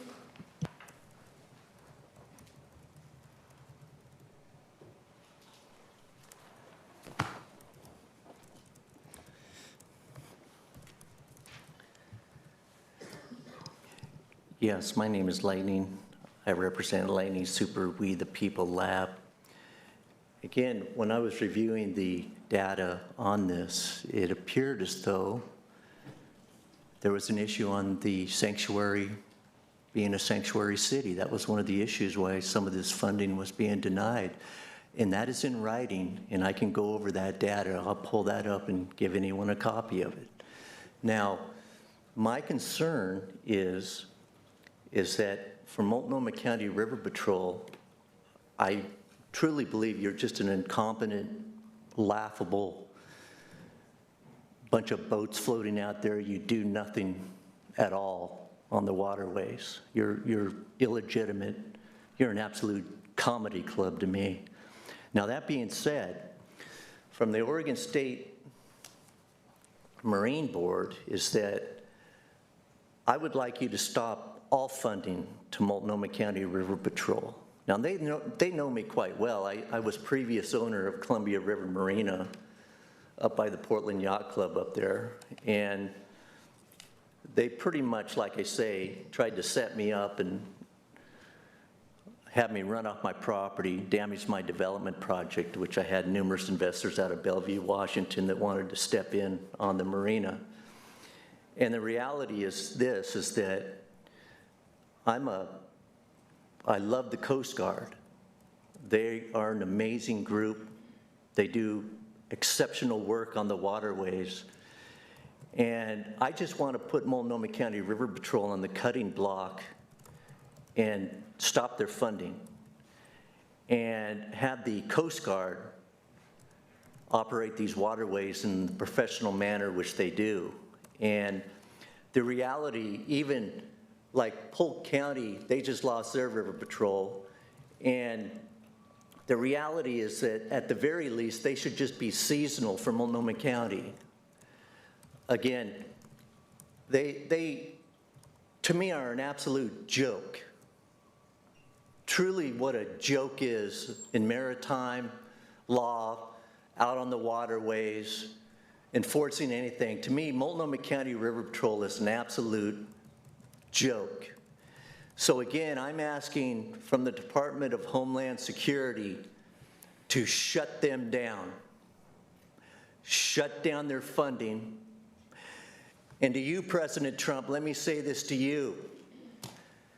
As a real estate developer myself on that marina, tell me how happy you are if somebody tries to mess with your development project and they intentionally do it and say it right to your face, they will do it. Cut their funding, all their federal funding. Thank you. And remove them off their waterways, Trump administration. Thank you so much. Son of a bitch. All right, I'm going to invite John back up, and we will go to the board for questions. Commissioner Brim Edwards, any questions? No questions. Commissioner Singleton? Commissioner Moyer? Commissioner Jones-Dixon? No questions. Okay, thank you for this. Tasia, can we have a roll call vote? Commissioner Moyer? Yes. Commissioner Singleton? Yes. Commissioner Brim Edwards? Yes. Commissioner Jones-Dixon? Yes. Chair Vega Peterson? Yes, the budget modification is approved.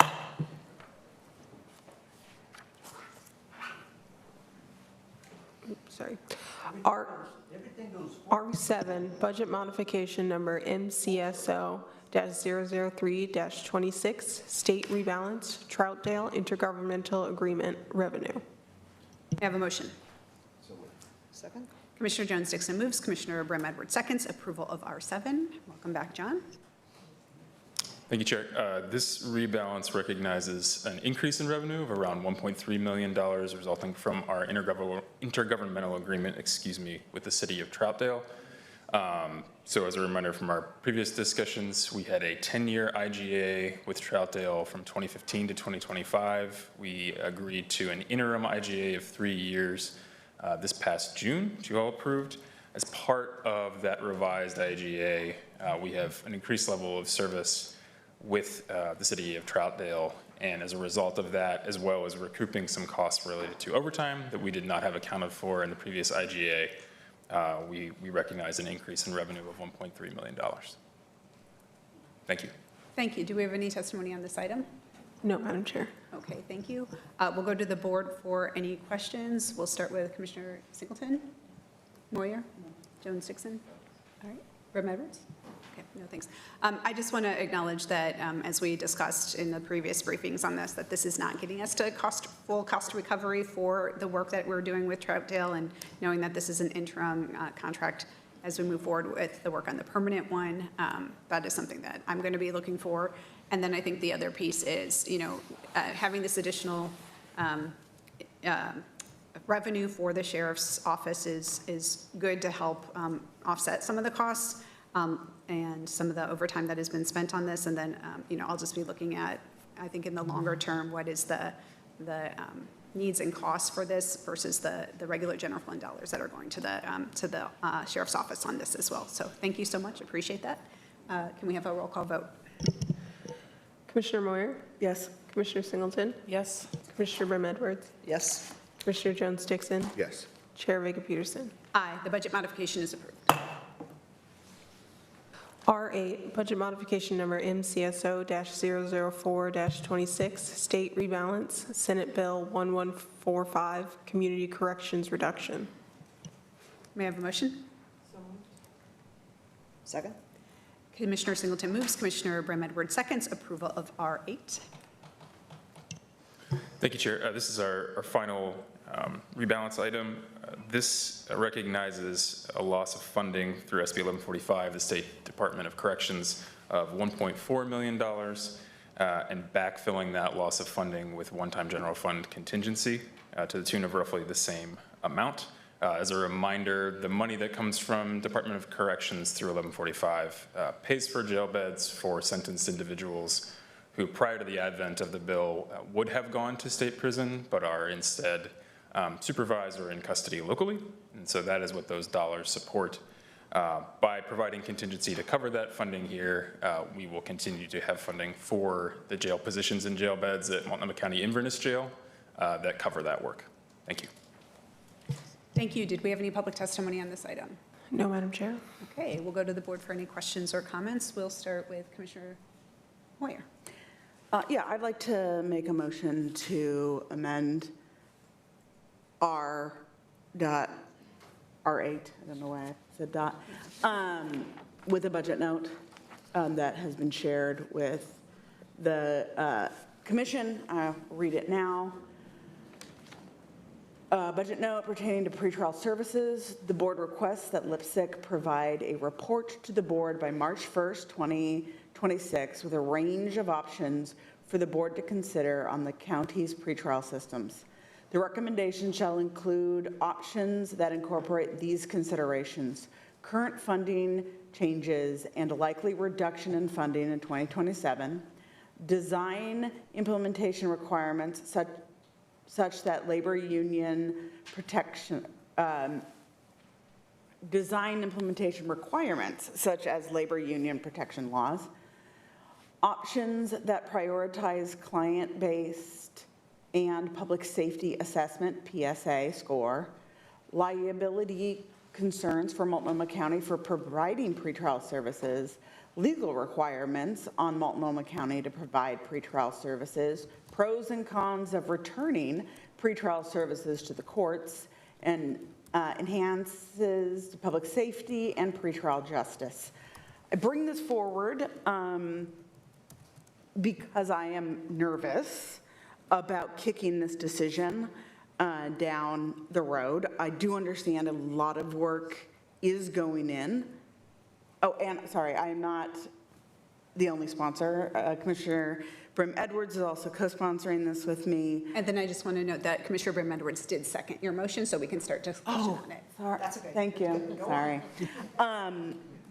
I'm nervous to put contingency toward this purpose if it's not a bridge to something, because it actually creates a sharper cliff when this funding runs out to an uncertain future. So I'm certainly willing to support this, but I feel very strongly that this needs to expedite the existing conversations on pretrial. Those conversations need to consider the realities that we are facing, and that I think we need to have hard conversations about what is the goal of pretrial, why would the county fund it? And there are reasons that the county would fund pretrial, but I'm going to be very honest, a lot of that has to do with controlling our jail population. And that has to be a core consideration, because that is the liability that the county has in this conversation. I do obviously care about the likelihood of someone to show up to their court appearance, but I think to be responsible with using contingency, it has to be a bridge to something. I fully acknowledge that this is speeding up a timeline and creating additional workload, and I'm happy to talk about if we need to support that to make it possible. But I think it's for us to be able to make a responsible transition. And, you know, I think the sheriff has been clear that she is not interested in continuing closed street out of the sheriff's office. And I've also spoken with DCJ Director Pena, who shares similar concerns about her program. We need to be able to bridge this to something that is sustainable and in a home that will be most effective with the limited resources that we have. So that's why I'm bringing this forward, because I think just spending contingency without a certainty of a plan before we have to fund these services again would be irresponsible. Thank you. Thank you so much. So appreciate. So I just have a question maybe for Jenny Madcore. So normally when we do budget notes, that is an attachment to a resolution. Is there any issue with having a budget note attached to a budget modification? No, I don't see a legal issue with that. And if you, I can explain. I mean, this is the time for the board to include budget notes or other information that would guide the department or the board in making final decisions. Great, thank you for clarifying that. Okay, any discussion on this item? Commissioner Jones-Dixon. Yeah, definitely thank you, Commissioner Brim-Edwards and Commissioner Moyer for bringing it forward. The only thing that I would add is we should put funding towards someone managing this process. That's one of the things that Director Mullen mentioned last week. So the only amendment or addition that I would make to the budget note is X amount of dollars for the position. Did you guys discuss that already? Just in terms of how we fund the work? Yeah, yeah, exactly. Because in her presentation last week, she mentioned project manager for this. Yes, and I know that because we had a conversation while there was a delegation that went on down to Pima County to actually look at the pretrial services. It just randomly happened to be over the last several days, and the head of Lipsick was there, and she mentioned that if this moved forward, there wouldn't need to be some resources. She's not available to be here this morning. From my perspective, and I don't want to speak for Commissioner Moyer because you can speak for yourself, is that I think we should, if this is adopted, ask Lipsick what they think the resources that would need to be in order to deliver these recommendations and options. Okay, that'd be great. I know she's doing a lot as far as like the gap analysis and a couple other things as well. So yes, great, thank you. No other questions. Thank you. Commissioner Singleton? Thank you. My question is, how was staff engaged in developing this budget note? Because I do know that in addition to the FTE, which my understanding is there's some potential cost savings existing, so it wouldn't be a full FTE ask for us around this pretrial services. But additionally, does this encompass the full body of work that they're already doing as part of this subcommittee? My office has received outreach from a couple of community groups who are opposed to this budget note. And I feel like I need time to actually have conversations and understand the impact and if we're missing something so that we can actually add anything we might want to into this. And I know there's a lot going on, but getting it yesterday did not give me the time to actually engage the folks that I would need to engage. Yeah, this does not change other work that the pretrial group is doing. I understand, and that's my question, is adding to it, is that actually realistic? And so that's where not having the opportunity to engage with staff and understanding the impact on their existing work and what might need to actually show up in this budget note is a little challenging on the timing and how this is rolling out. Well, I think the reason the timing is now is because we are voting on using contingency. And so and to me, this is a little bit of a, is it responsible to use contingency to fund a program that has a very uncertain future and not be very clear at the exact same time about what we need? And I don't think this has to be, this is a budget note that directs the information that Commissioner Brim-Edwards and I identified as necessary information in order to at least see where we're going. I don't think it has to be limited to this. And and I'm certainly open to other considerations, but I really strongly feel just continuing the program and not having a policy recommendation at the end of this that is feasible to implement begs the question, why would we spend $1.3 million? So Commissioner, the contingency is not for the closed street program. The contingency is for jail beds, correct? So that's where there's the disconnect for me on the timeline, because we had a work session about pretrial services. There were a lot of questions and conversation that happened during that. I don't disagree with the intent of what you're trying to do, but I don't link it to the contingency request, because that's not what these dollars will be used for. And I do think it's critical that when we're passing something that we hear from the people who have to implement it, so that we're actually putting forward the best policy possible. If this is additional work, my concern would be, can they actually follow through on the work we need them to do to actually design the pretrial program? It's just a conversation that I think should happen. And when we bring stuff to the board with the absence of inclusion of the staff who are doing the work, I'm challenged by that. Yeah, I did just spend 2 days with many of those staff people having many conversations about models and costs and outcomes, which very much informed this. And have I spoken to Lipstick staff? Yes. Were they clear they had workload concerns? Yes, they were.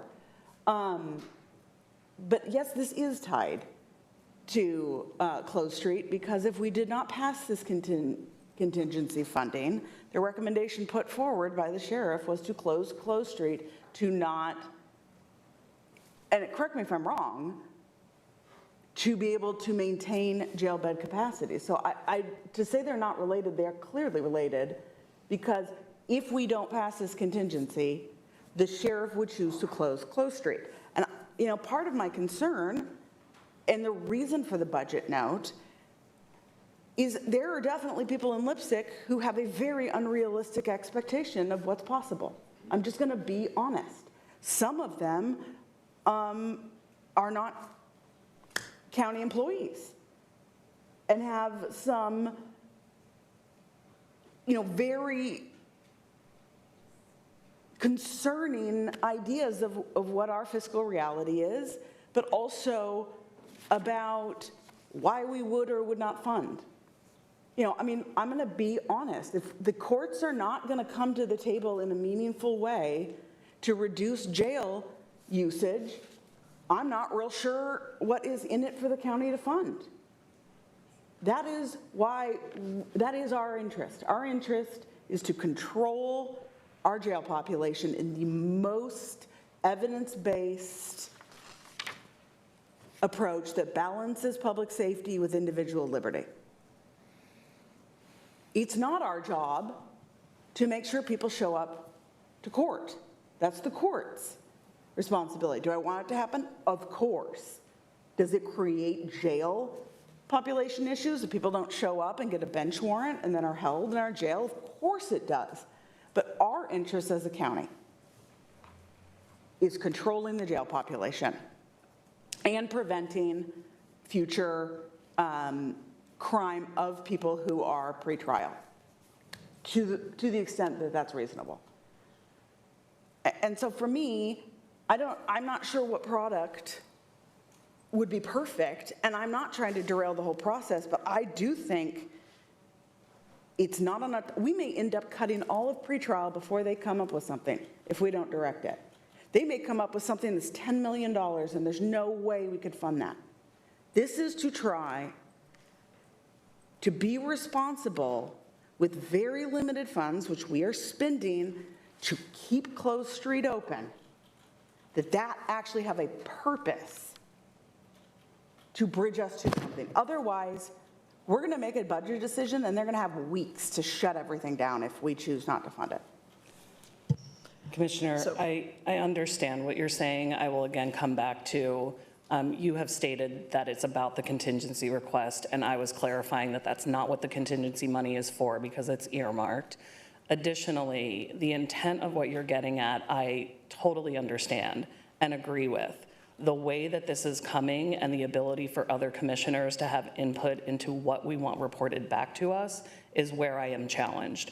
I want to hear directly from staff. I appreciate that you had conversations with them. When I asked that original question, the response was no. And so if you did have those conversations and they informed it, I would like to know what they think about this budget note, and do they think they can implement it on top of their existing work? So I'm not going to answer that directly, but I do want to speak to the budget note as a co-sponsor.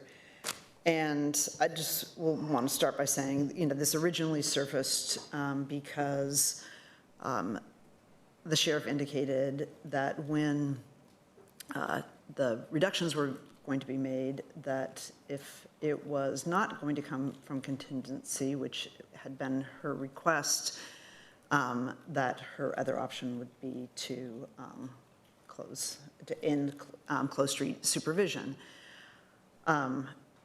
Subsequent to that, we've now shifted to contingency, which is what the sheriff had originally supported. But it's very clear the intent is closed street supervision is not something that the sheriff is going to continue to do. And I'm appreciative that Commissioner Moyer created this draft for us to have this discussion. Because what I fear is we know it's coming. We have a lot of other things on our plate coming to us from the federal government, the state government, everyone else, is that this will not be a process that is transparent, that doesn't include all the voices of the stakeholders that I think need to be at the table when we consider what happens with how we approach pretrial supervision. And I'll just say, having spent the last several days in Pima County, which has really radically shifted, I think, their pretrial supervision from a compliance model to a supportive services to actually help people show up for their court appearances, divert people from jail, that there is a better way, but we need to be really intentional about it. And I think what was clear from our conversations there is it's really important that you have this work happening in a forum that is public, that has the primary stakeholders at the table, even if they have opposing views, so that can be worked through.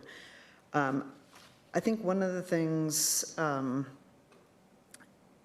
that I would suggest is the way the language is worded is the recommendations should include options that incorporate these considerations, and then there's a list that is not a exclusive list, that other considerations, and again, I would hope that all of this happen in sort of public spaces. What I want to avoid is what happened during deflection, when most of the conversation moved into private meetings and not into the public space. And I think that's really important in this particular case, that we create a structure in which recommendations come back to the full commission, that we have a place where the local public safety coordinating commission, where we do have stakeholders with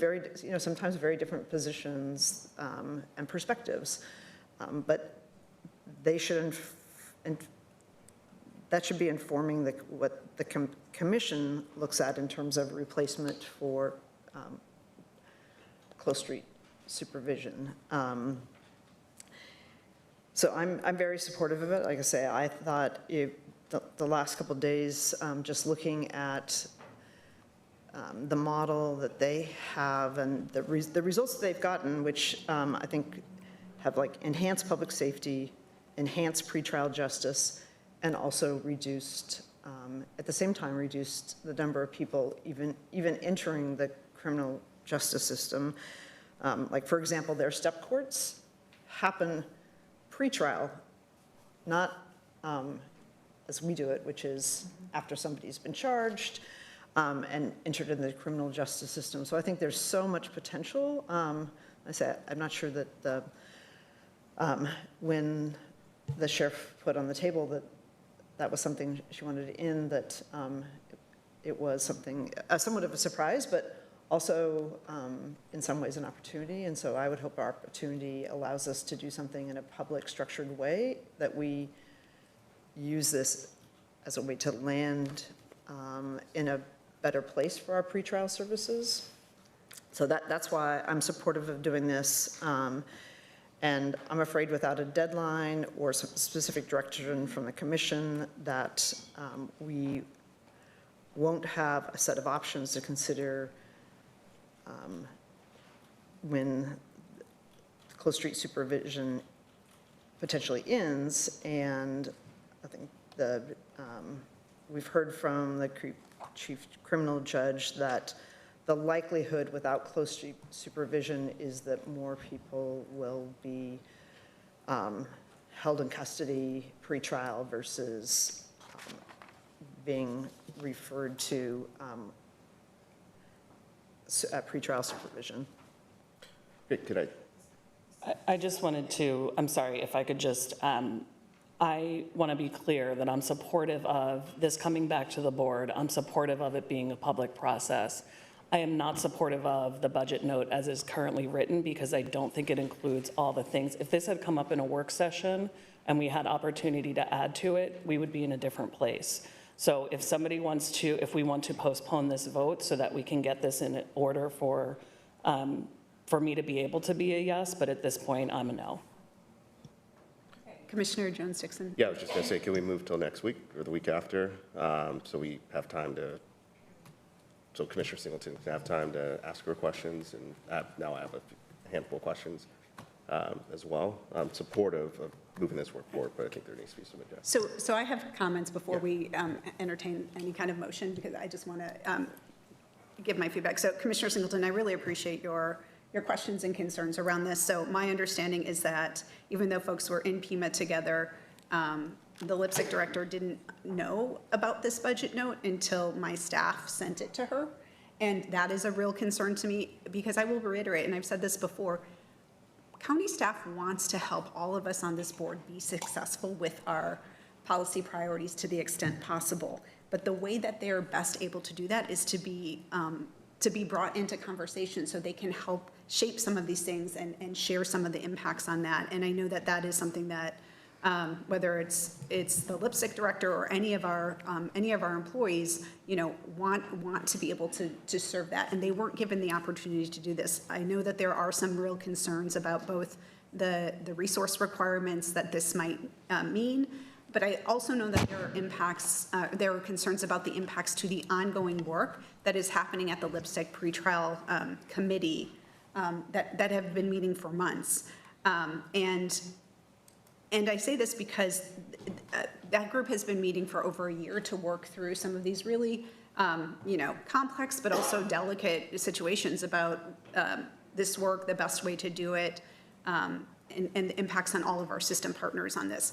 I fully expect, because this, for Multnomah County, this is obviously an impact to the sheriff's office. It is also for DCJ, and so they need to be brought into this conversation.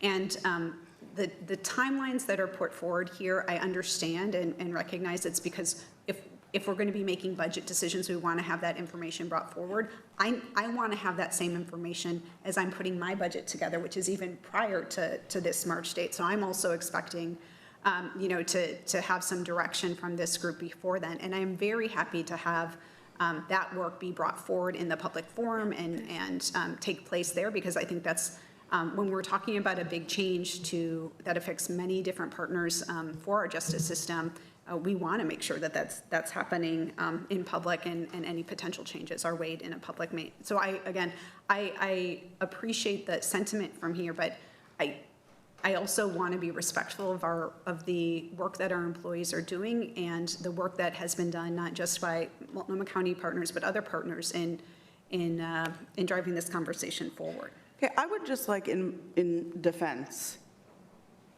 ever since the sheriff came forward, I have been crystal clear with the chair's staff, with fellow commissioners, with department heads. When I had a conversation with Lipsick and they came to my office, it was just Sarah, so I can't say it's all of Lipsick.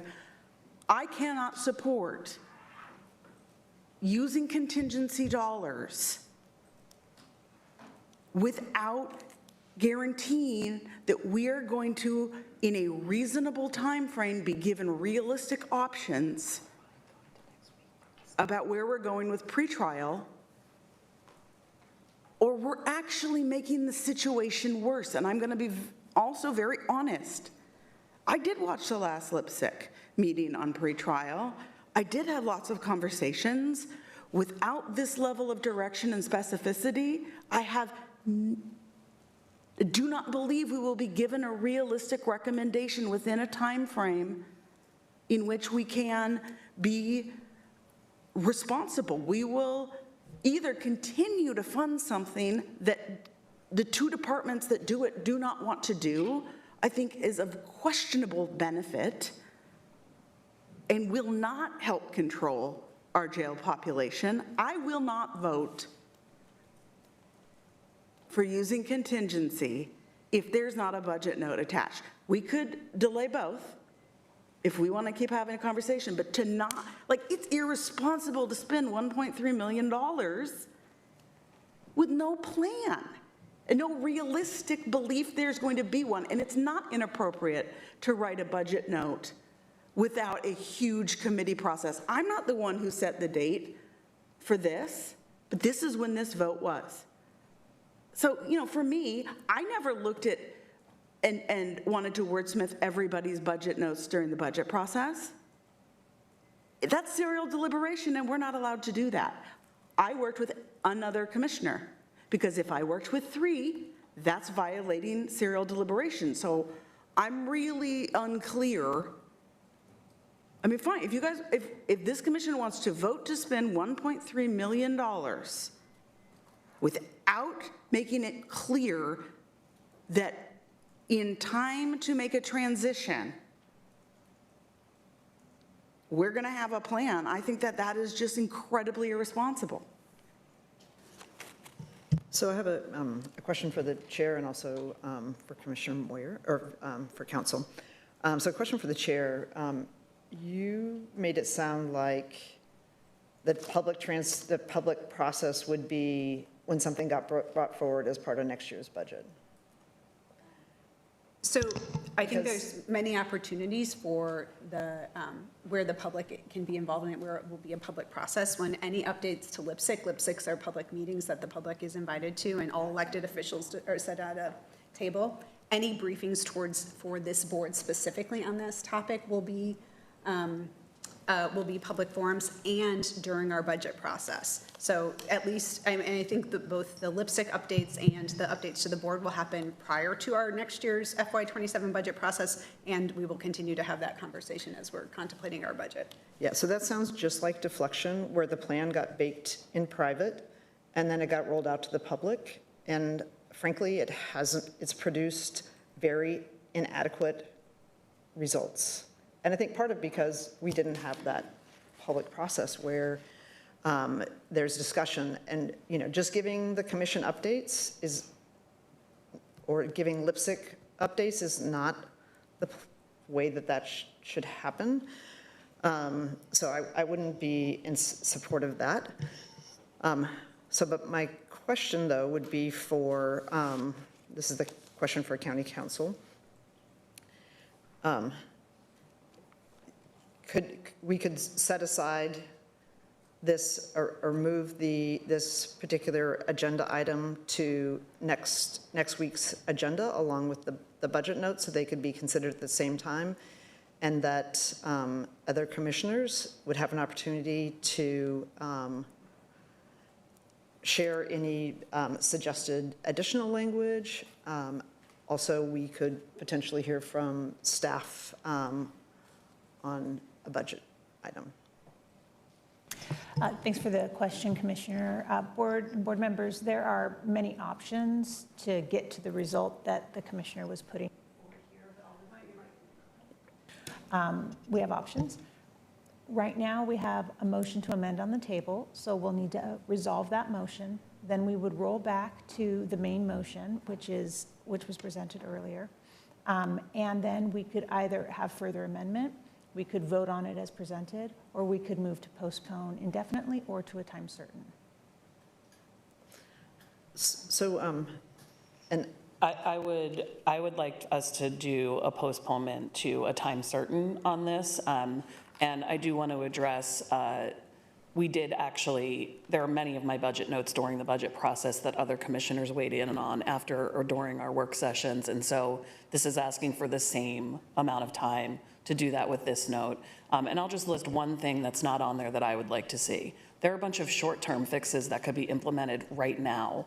I want to see that in this budget note. So I think there's a little bit of being caught up in the intent of the budget note, which I agree with. What I don't agree with is that we're not quite there on the language in the budget note. So that's why I asked if we could, if folks might be willing to postpone. So that would be the motion I would like to move forward when we get there mechanically. does next week work? Let me see if I can. I would like to make a motion. So we have a current motion on the table, and that's the motion to amend. So we need to vote on that motion, and then we would roll back to the main motion. Unless you have a different proposal. Am I restricted from doing a combined motion? Well, how about if you ask me what you... Let me do a draft motion.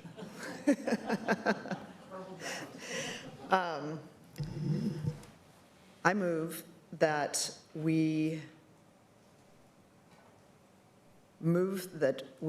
have a time certain for this budget note and the underlying budget modification to October 23rd, the October 23rd commission meeting. So that would be, you would be layering on, putting on an additional layer of motions, and that's not something that our board typically does. It's not impossible to do, but typically we will vote on one motion and then roll back up. So the way that it would be the most smoothest and more in line with our existing processes would be to vote on this amendment.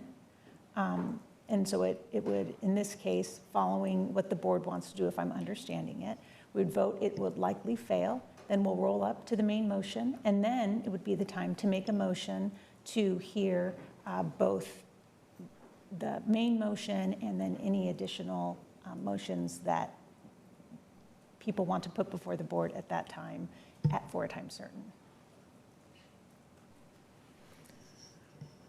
Okay. That was a draft, so I'm going to amend it. But I'm also going to share my intent that I will offer the motion to postpone the budget note to the October 23rd meeting. And then when we get to the main motion, if the motion then to, I just want to make sure everybody knows what my intent is. If the main motion, if the motion to on the budget modification is not moved to October 23rd, I will reintroduce the budget note. Like if they don't travel together, it doesn't, to me, it doesn't make any sense not to travel together. I think I'm following your directions. Okay. And I just want to let everybody know what the intent would be. Okay. Since they have to be separated.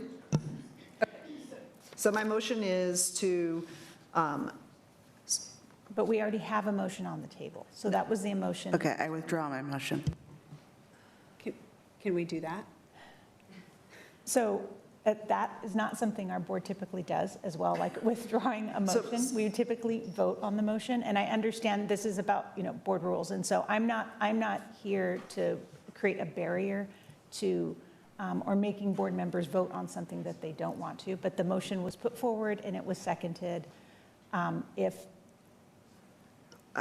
the board wants to step away from its typical procedures, then I leave that to the discretion of the presiding officer and the board members. So why don't we We just had this discussion, I'm sorry, about this parliamentary question. We had this discussion, I think, last year. At the time, the instructions were we had to vote down a motion, but actually Robert Rules of Order, I believe, allow the motion maker to withdraw the motion,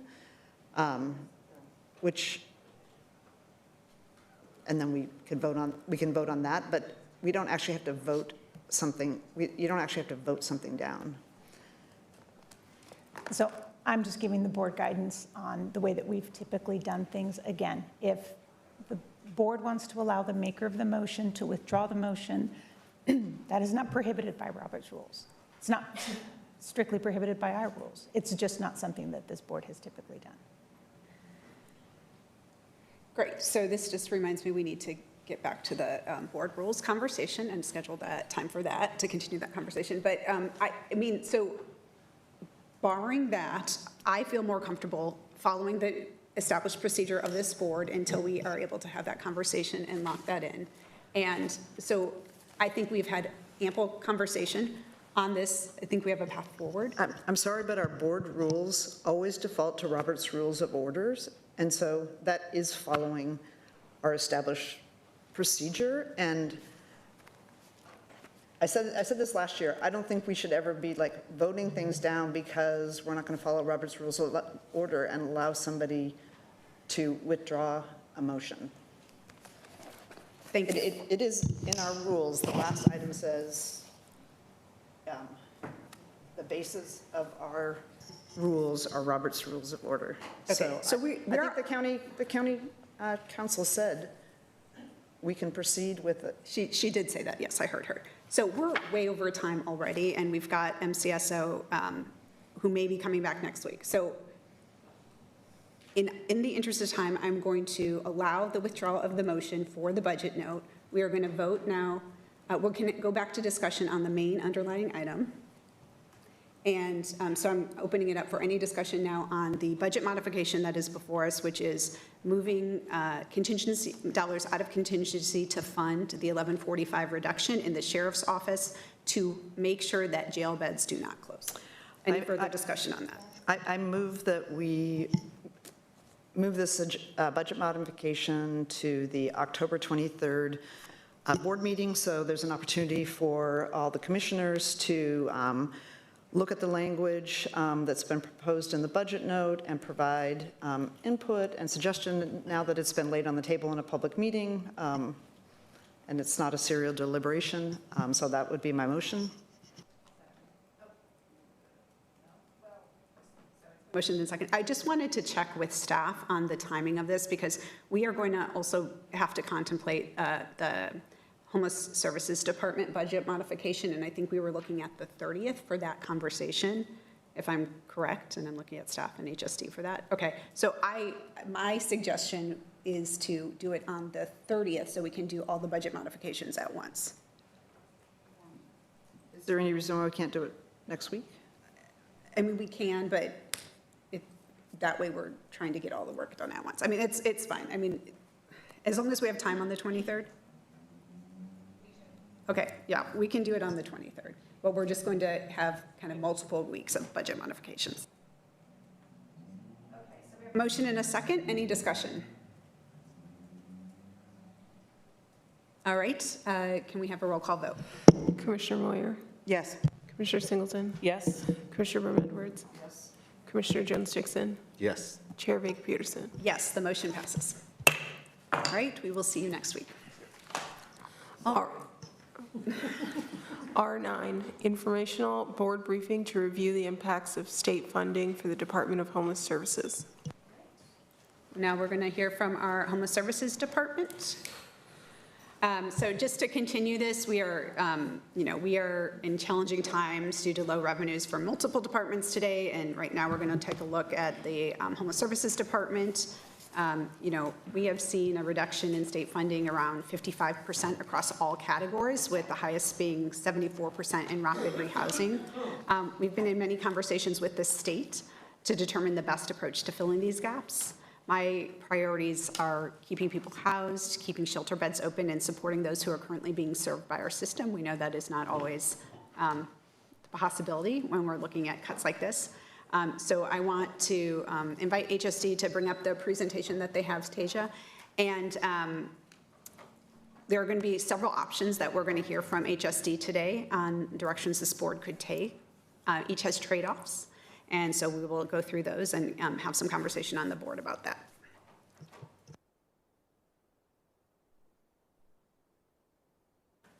Good morning. For the record, my name is Anna Plum. I'm the interim director for the Homeless Services Department. I'm going to wait for the presentation to come up. I am joined by Antoinette Payne, our finance manager senior for the Homeless Services Department. Sorry, it's frozen. I have to close it and go back in.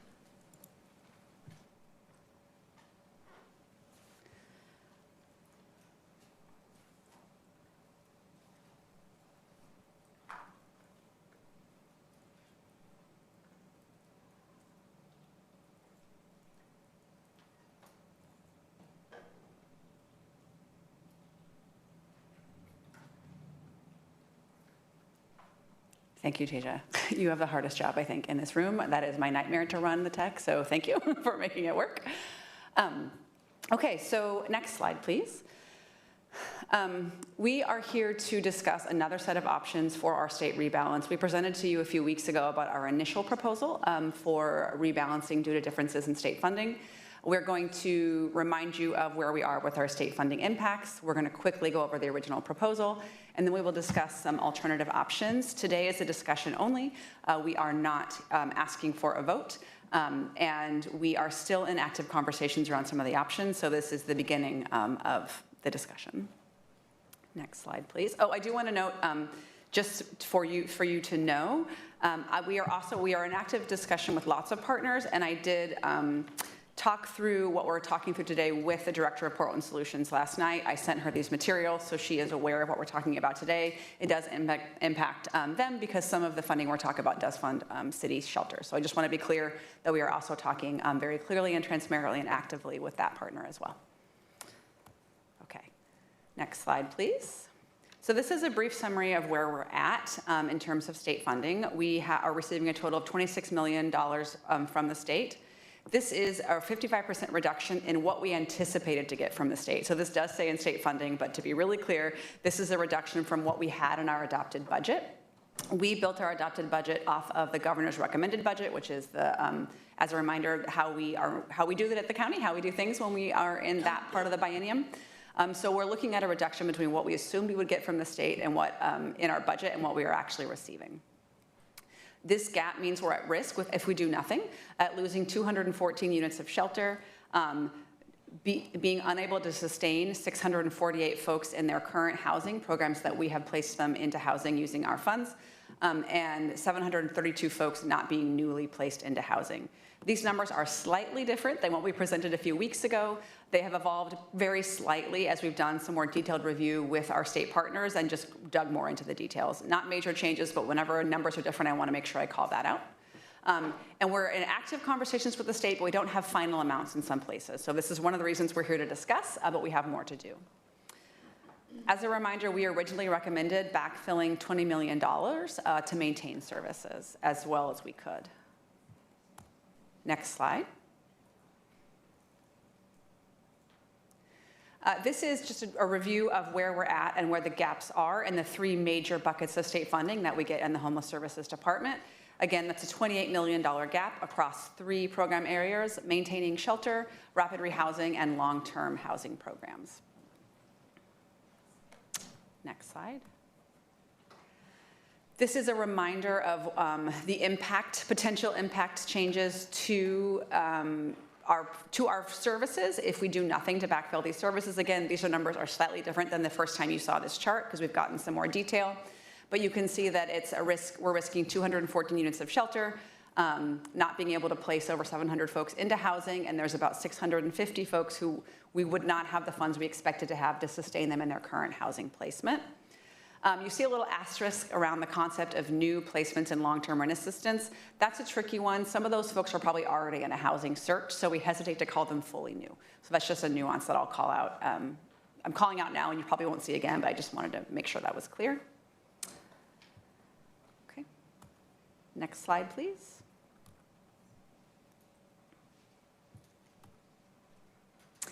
This is a reminder of our original recommendation for how we wanted to backfill. We suggested using $6.4 million in one-time only general funds that were originally dedicated to the East County Homelessness Resource Center to close the gap. We have $3.8 million in supportive housing fund carryover. That is unbudgeted carryover, essentially. And we propose to request from the state permission to pull down the year 2 allocation for state shelter funding and use that to close the gap in this fiscal year. That was our original proposal. We are coming back to you with 3 other options, and I'll explain why in a moment. So next slide, please.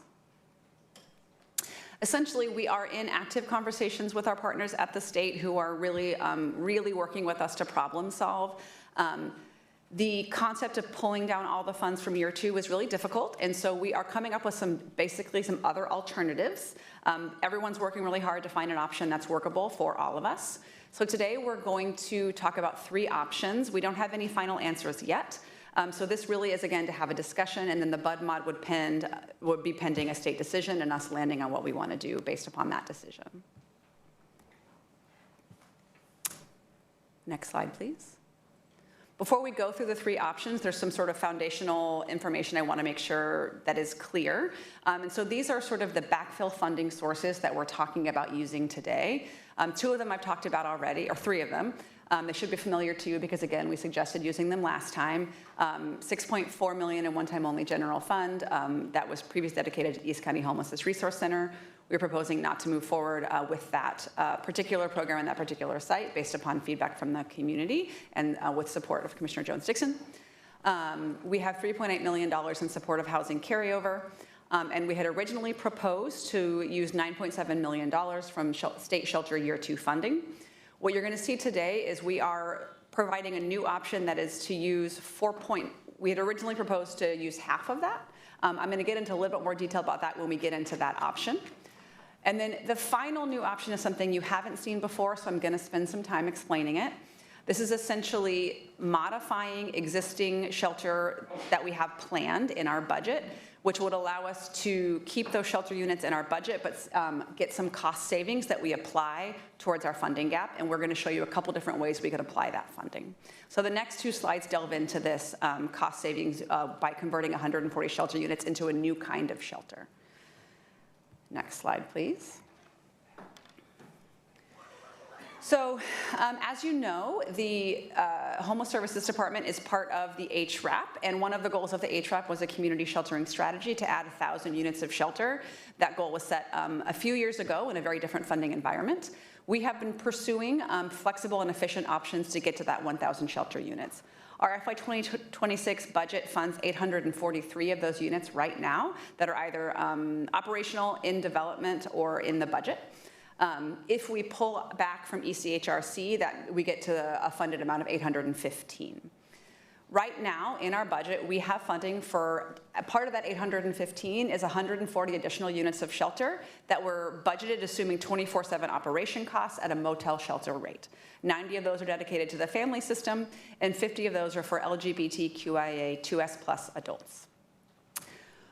In our concept, how can we get to 1,000 with limited resources, we came up with a flexible scattered site model. This model actually came, this is something that some providers have been doing on an ad hoc basis. This idea also was born from discussions we're having with some of our culturally specific organizations who have shared with us that the sort of the on-site full motel shelter model. A shelter model is potentially not appropriate for some communities. We have already pivoted to this model for 2 organizations who have requested to do so to be better able to serve the communities they serve, primarily the Black and African American community. So we're hoping to grow that idea, which helps us save some money and helps us have a more flexible shelter option. Next slide, please. So our idea is to convert all 140 units of shelter that are in our budget to this scattered site flexible model. In this model, we essentially go to a provider and say you have an amount of money that will allow you to purchase a motel room for 1 person every night for a full year, and that becomes a motel voucher. That provider we're working out the details of how that would work. It's a little bit cheaper because there's not 24/7 programming in these motels, and it allows the providers to flexibly serve people at locations that work for them. It does also include, we have a baseline amount of FTE that is built into the funding so that we have sort of a flexible case management support model. So it's flexible sites, but also a case management support model. It's not just the motels themselves. By doing this with the 140 units that are in our budget, we can save about $4.4 million in this fiscal year. Our original hope was that we could use that $4.4 million to add 185 more scattered site motel vouchers. So the 140 plus 185, that was our hope. And that would allow us to get to 1,000 units of shelter by the end of this calendar year, which was our goal, the original goal of the community sheltering strategy. That was something we thought we would be able to do if we were able to access the full 9.7 for the second year of biennium. Due to the different funding reality that we're in, today's options include using that funding to get to that 1,000 unit or to sustain people in their housing placements. So we're going to go through 3 options, and 2 of them use that funding to sustain folks in their housing placements, meaning we do not get to the 1,000 unit goal, but we keep folks in housing.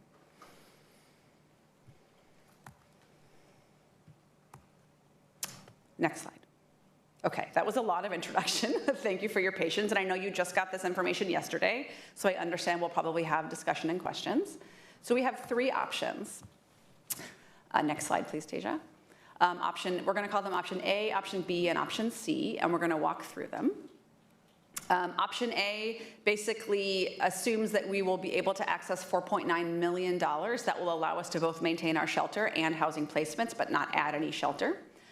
Option B and option C assume that we are not able to pull down any more funding.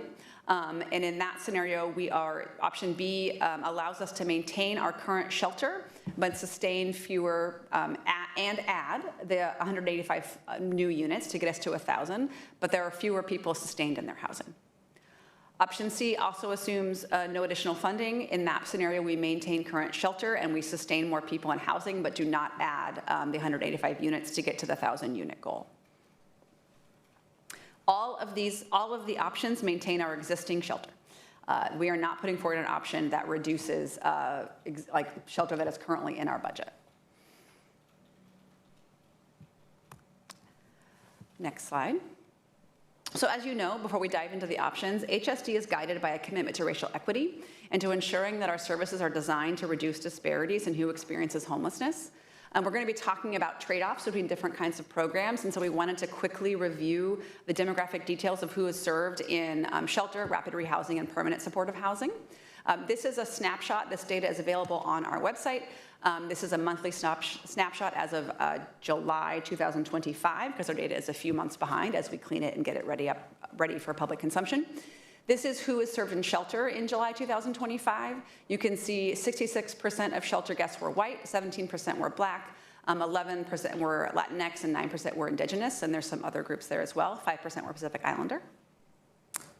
Next slide.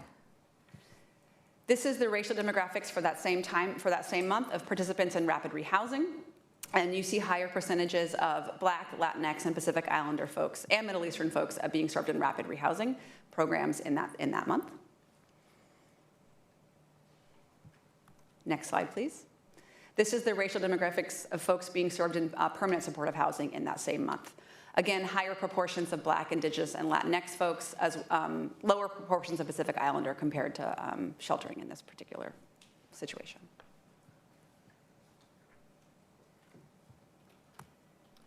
Okay. Next slide, please. Now I'm going to go through option A. So in this option aligns most closely with our original rebalance recommendation, and that it allows us to sustain shelter and sustain people in housing. Essentially, this would allow us to sustain 1,051 participants in housing, 450 in long-term rent assistance, and 600 in rapid rehousing. So this gets us to where we hoped to be with our original rebalance. There are some new placements in this because some of this new state funding does require some new placements. So there's some new placements here, but those are the only new placements we'd be getting to. In this option, we do not meet the 1,000 unit goal as of the end of the calendar year because we're using funding to keep people sustained in housing. I'll be transparent, this is my preferred option. We are still in conversations with the state. We do not have a final decision, but I do feel good about a configuration of funding that gets us close to here. I feel that option A is probably possible and may not be exactly pulling down all of that funding from year 2. We're in active conversations about how we could configure this $4.9 million amount. But I do want to say that we feel good about option A, and I'm hopeful this is where we will eventually land. This option allows us to get a little more resources, make sure we're sustaining everyone we needed to sustain, and keep our shelter operations as is. Again, we do not meet the community sheltering strategy goal in this scenario. We stay at the 815 out of 1,000.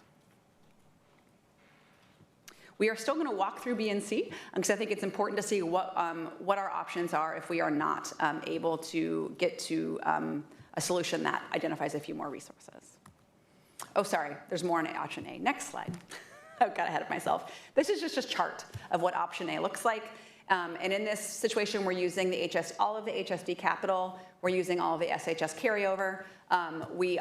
It says state funding allocate half of year 2. We are finding some configuration of state and HSD funding to get to 4.9.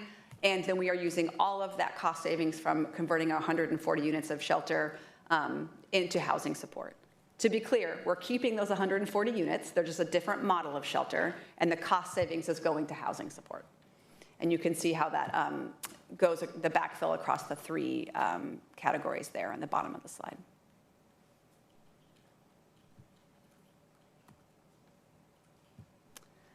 Next slide. Okay, option B contemplates not getting any more funding, not identifying any more funding. And this aligns with the state's decision on shelter services, which was to prioritize shelter services. In this particular scenario, we are closing the gap with existing funds, and we are using the savings from converting our 140 units into a more flexible and efficient model. We're using those funds to actually get us to the 1,000 unit community sheltering strategy goal.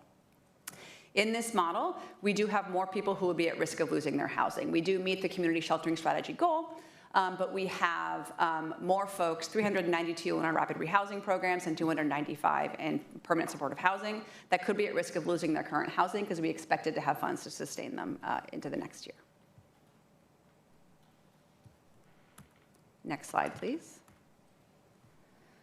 This is similar. This just goes over what we're doing in this particular scenario. In this scenario, we are using all of the HSD capital. We're using all of the carryover. We do not have additional funding, and the cost savings are going to add more shelter to the system.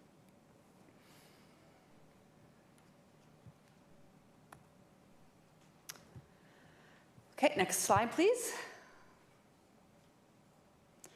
Okay, option C, again, we're contemplating not having any funding from year 2 or other sources.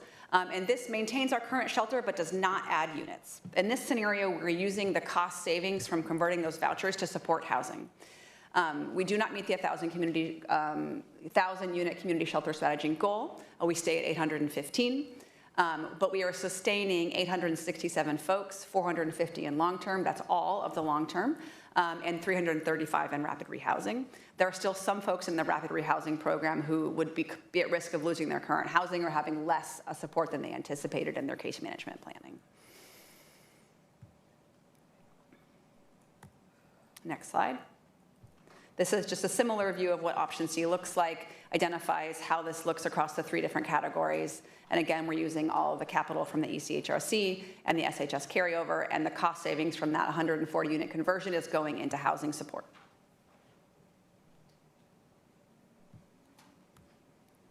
Next slide, please. This is a way to help you look at all three of the options together. Up top is the different funding options, and then in the bottom compares the outcomes that we would see associated with those options. So this is hopefully a helpful slide to help you think through sort of the different scenarios that we've contemplated as an organization and that you can contemplate as policy leaders. Actually, let's leave it. The next slide just has questions, so maybe we'll leave this one up because I think it's a helpful thing for folks to look at. As I said, we don't have a Bud Mod today. You all received these slides last evening. I appreciate your patience with the quick turnaround. We recognize that you probably need time to digest and analyze, so we are not obviously asking for a vote today. Today is an opportunity to discuss these options, and we are continuing our conversations with our state partners to hopefully land on something that's workable for all of us. That is the end of the presentation.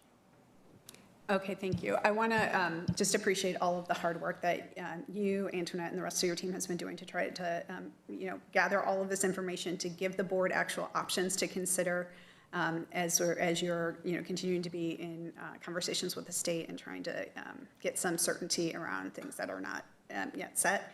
I know that this presentation was delivered yesterday, but it was really to make sure that the board had the full options ahead of them. And this is obviously, any of these options are not great. There's a series of bad decisions that we get to make in considering this.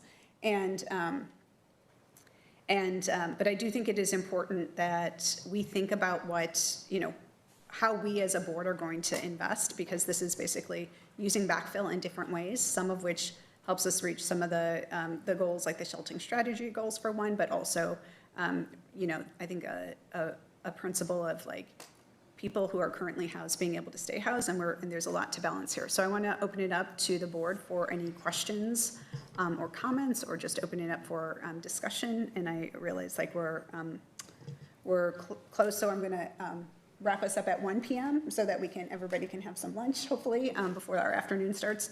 But with that, I'll just open it up for questions. I'll start with, I think, Commissioner Singleton. Are we on you to go first? Chair, I could not keep track of your order today, so I will just trust you on that one. Echo the thanks. This hasn't been easy for you all, and I know there's still conversations going on with the state about these dollars. I do want to say thank you for taking my recommendation about hotel and motel vouchers and using that as a means to meet our sheltering goals. I'm really elated to see it also saves money. So I think it's one that we'll want to keep track of. How effective is it? And is that a means to potentially deal with what will, I assume, be additional budget cuts in our FY27 work? I would highlight, I also propose some additional reforms that don't necessarily need to be here for this budget modification, but I would like us to make sure we look at regarding shifting away from that site-based model of housing placement assistance in our existing shelters and getting mobile so that we can actually move to that process where no matter what shelter you go into, you can actually access housing services. And please know that's not a criticism. It's just we know that with limited resources that isn't real. And so having a flexible model could be more effective. I have a couple of questions that I'll ask, and I apologize if they're hard because the data's not in front of us. But how much state one-time only was in the shelter budget last biennium?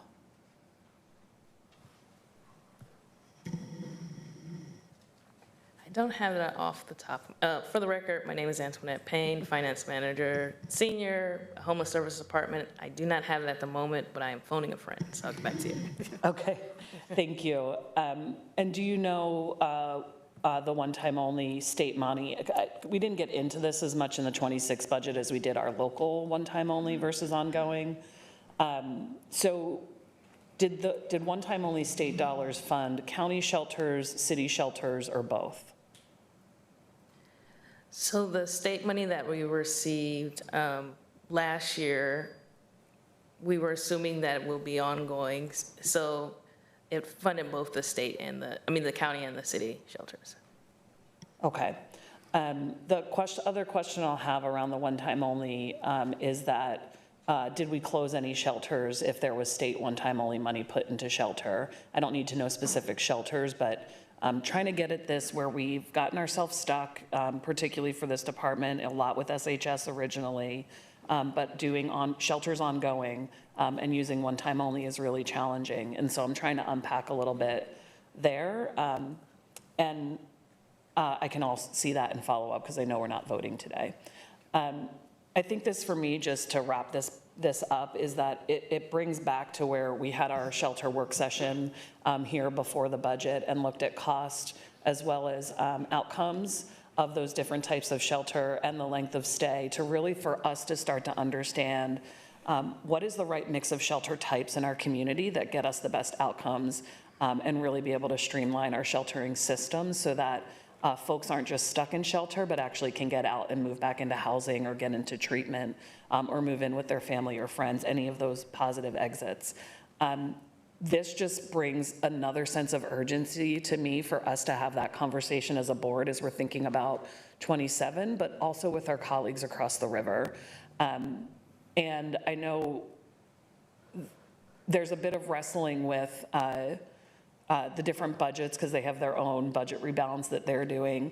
But at some point, I just think we have to get comfortable as a community that we're making a choice to fund shelters that are effective in ending people's homelessness and not shelters that are effective in just sheltering.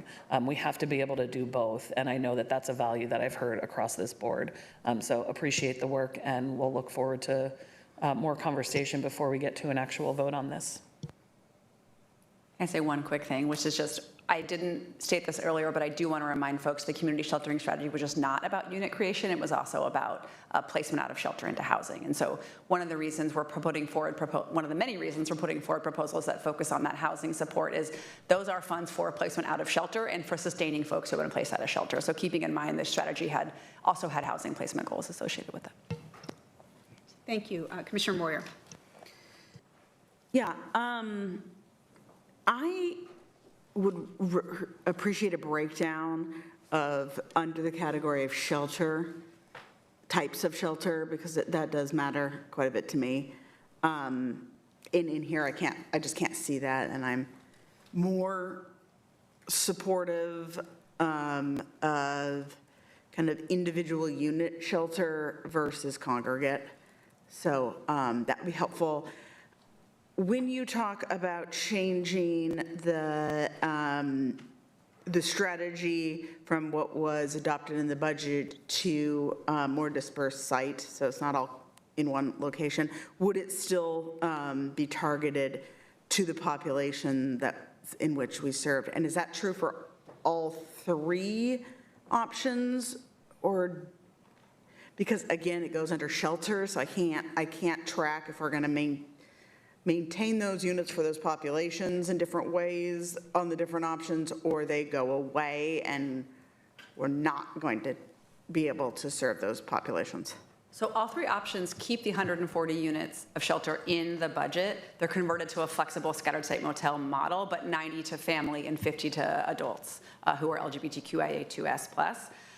In fact, we've started that discussion with the LGBTQIA Housing Collaborative, and I'm meeting with family providers today to start talking about what that could look like for them. So it keeps those resources in those priority populations. Okay.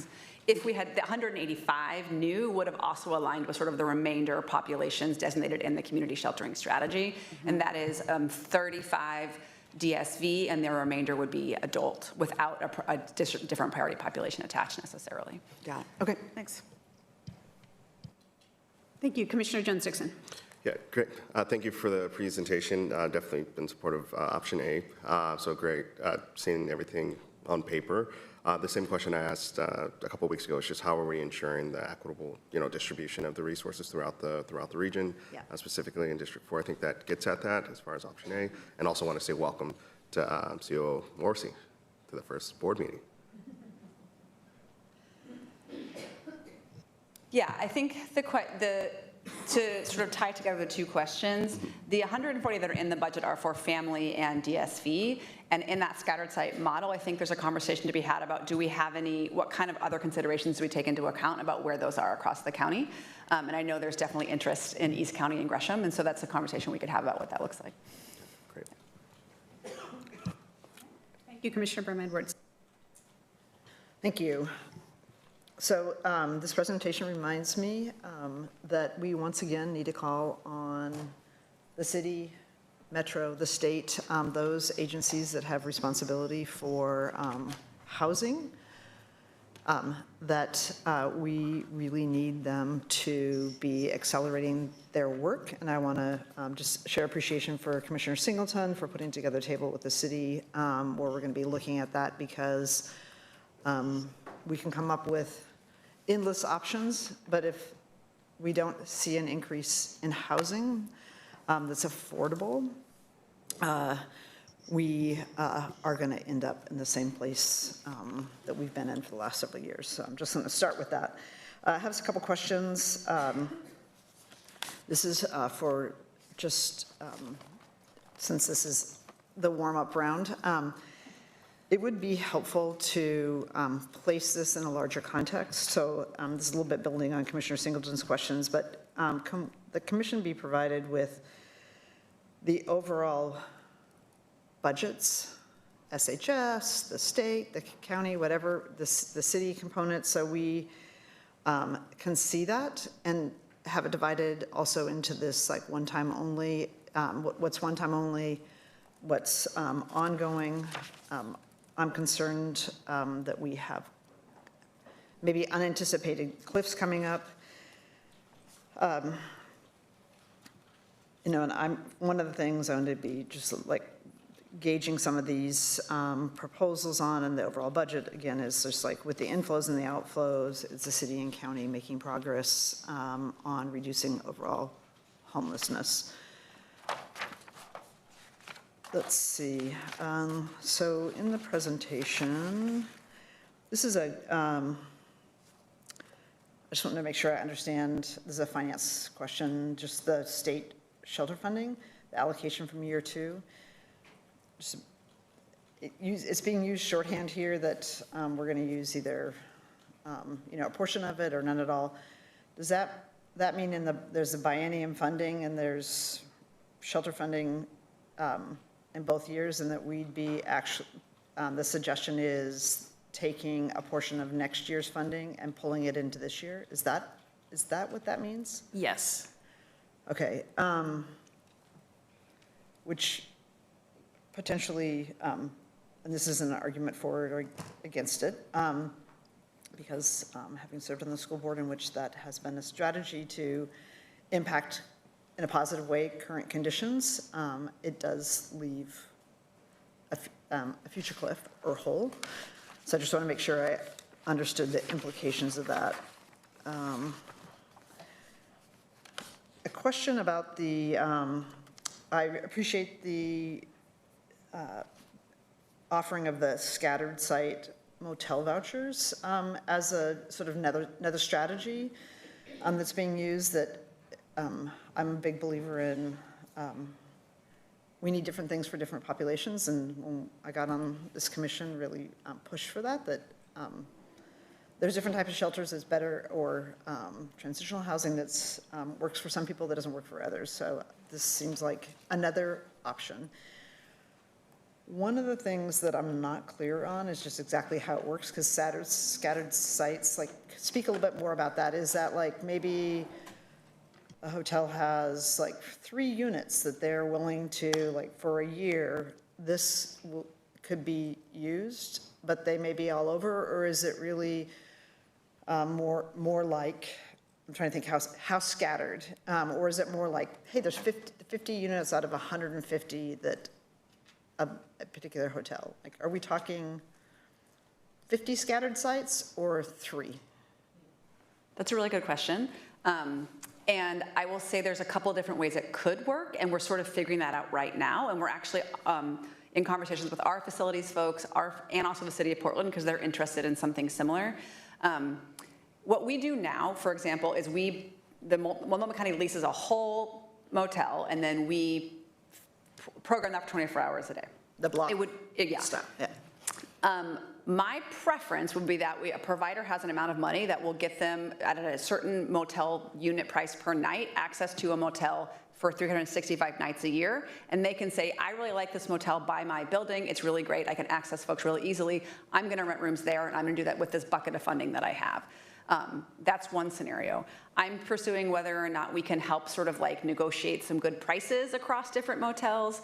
There's an option wherein we are sort of identifying and leasing them and folks are accessing them. That's my least favorite. I don't like that option. So we are actually still figuring out how this will work in the community, and we're in active conversations. There's a couple different ways it could work.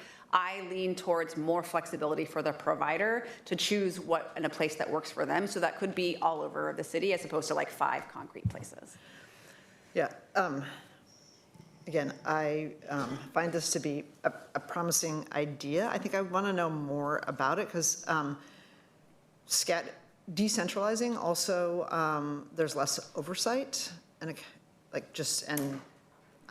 transparency on like where are people, how is money being spent, like what the cost is, like what the success rates. Yep. So I would hope between now and when we get to a vote that there's sort of more details about how it might work. Again, I think it potentially is promising. And then I want to ask a question about what you just said.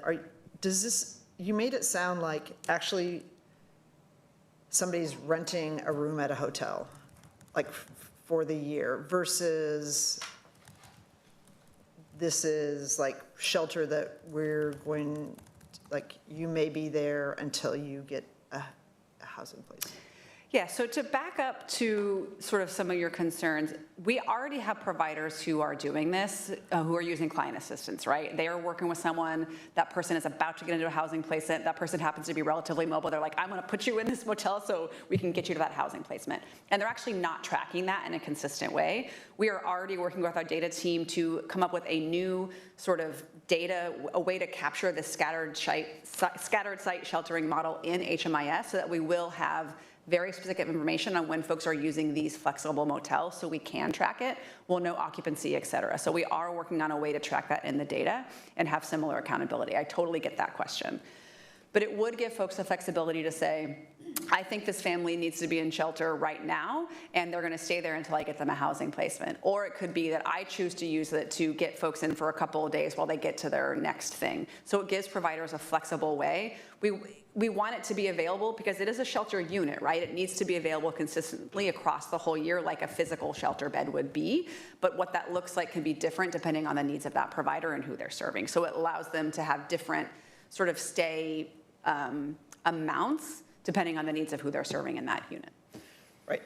So when you said for the whole year, that's more of a, like, we want to have the unit available versus somebody staying there the whole year? Because that seems like that would be contrary to our. Correct, the way that the reason that we don't need 15,000 shelter units is because people are moving, more than one person or family or unit is using it throughout the year.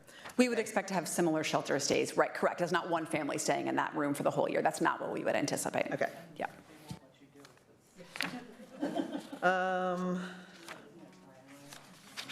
Let's see, I have a couple more questions.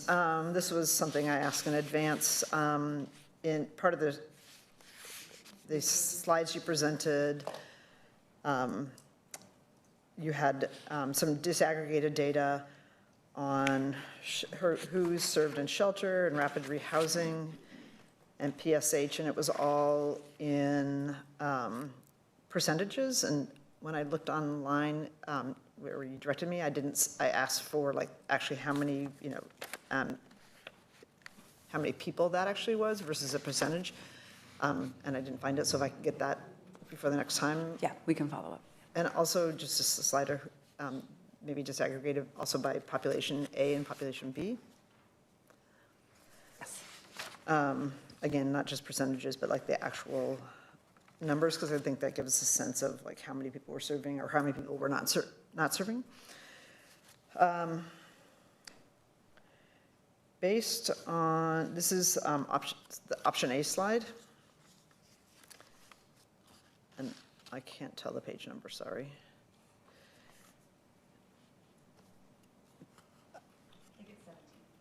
Okay. It's one something. Yes, thank you, that's it. So In the community sheltering strategy, there was this formula of, we have X number of units by December 31st, and then in each of the different categories, whether it was individuals, families, domestic violence, there was a flow-through percentage, and that would, again, we don't need to build 15,000 units, we have them, and if people are flowing through, I would like to know kind of current, see that community sheltering chart again, and the flow-through targets, and then what we're actually, where the county actually is in terms of flow-through. I think the last time I saw them, we are not meeting our flow-through targets. So I'd like that. So if say option A was chosen, we're not meeting our flow-through requirements, we don't hit the 1,000 units, on both fronts, we wouldn't be meeting our goals in terms of moving people through shelter.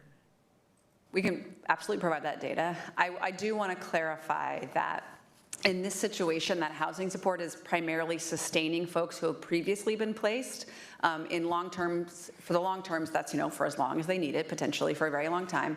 And in rapid rehousing, it's 600 folks who we assume will need, X number of months until they're ready, up to 24, but probably far less than 24, until they exit off of that housing support and are maintaining that housing on their own. None of the options here have any new placements outside of the new state rapid rehousing funding, which is, we think will be 117 households or about 320 participants. And we talked about this a little bit more in the original rebalance proposal. We're only backfilling a certain portion of the gap, and we're backfilling to the point where we can sustain people in their housing, but what we had to cut was the funding for new placements. So we're not meeting the unit goal, and we also, because of those goals were set in a far different funding environment, the funding for new placements is also a real challenge in this moment because of the amount of resource constraint that we have. So just to be really clear to your point, the only new placements in option A are, in all of the options actually, there's some new state rapid rehousing funding in the new biennium that does ask us to make new placements, and that's in all three of the options. There are not new placements in any option A, B, or C outside of that funding. Okay. That is a portion of our rapid rehousing. Our overall budget has other placements that are not associated with placement out of shelter, so our budget does have other rapid rehousing placements in other portions of the budget, and we can follow up with that balance so you have that context. Yeah, again, it would just be good to get the more holistic picture. So thanks. So those are some of the data and just information I want to see between now and when we vote on it. The last item I had a question about, which is not in here, which we were told would be sort of included in the rebalance discussion, is, and it would be good to see it on a piece of paper, is the Cook Plaza. So when the decision was made to not move forward, the discussion was, and this is going to be sort of play out in the rebalance, but I don't see that in the presentation. And I know I asked for it separately and I got information, but it just seems like we should, if that's part of the rebalance. Yeah, apologies if that wasn't clear. So each of these scenarios assumes using all $6.4 million that was one-time only general fund that had previously been dedicated to the development of the East County Homelessness Resource Center. In all of these scenarios, we are using that funding to close the gap, which effectively means we are not moving forward with the East County Homelessness Resource Center or Cook Plaza, formerly known as Cook Plaza. So all of these scenarios contemplate that we are no longer moving forward with that program in that location. And the funding is being used to close a gap. So there's not funding set aside for that.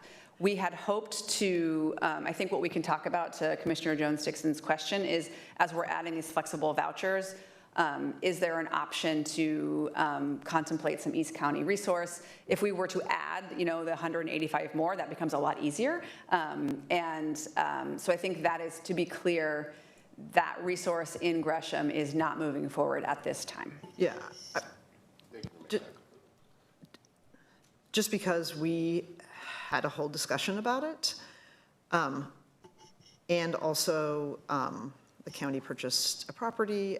I would appreciate if this is where the Cook Plaza project ends, that we have a slide that shows where that money is going, and then the capital asset, and I believe there's some grant funding still connected to it, so instead of just having it sort of dissipate into, hopefully into East County,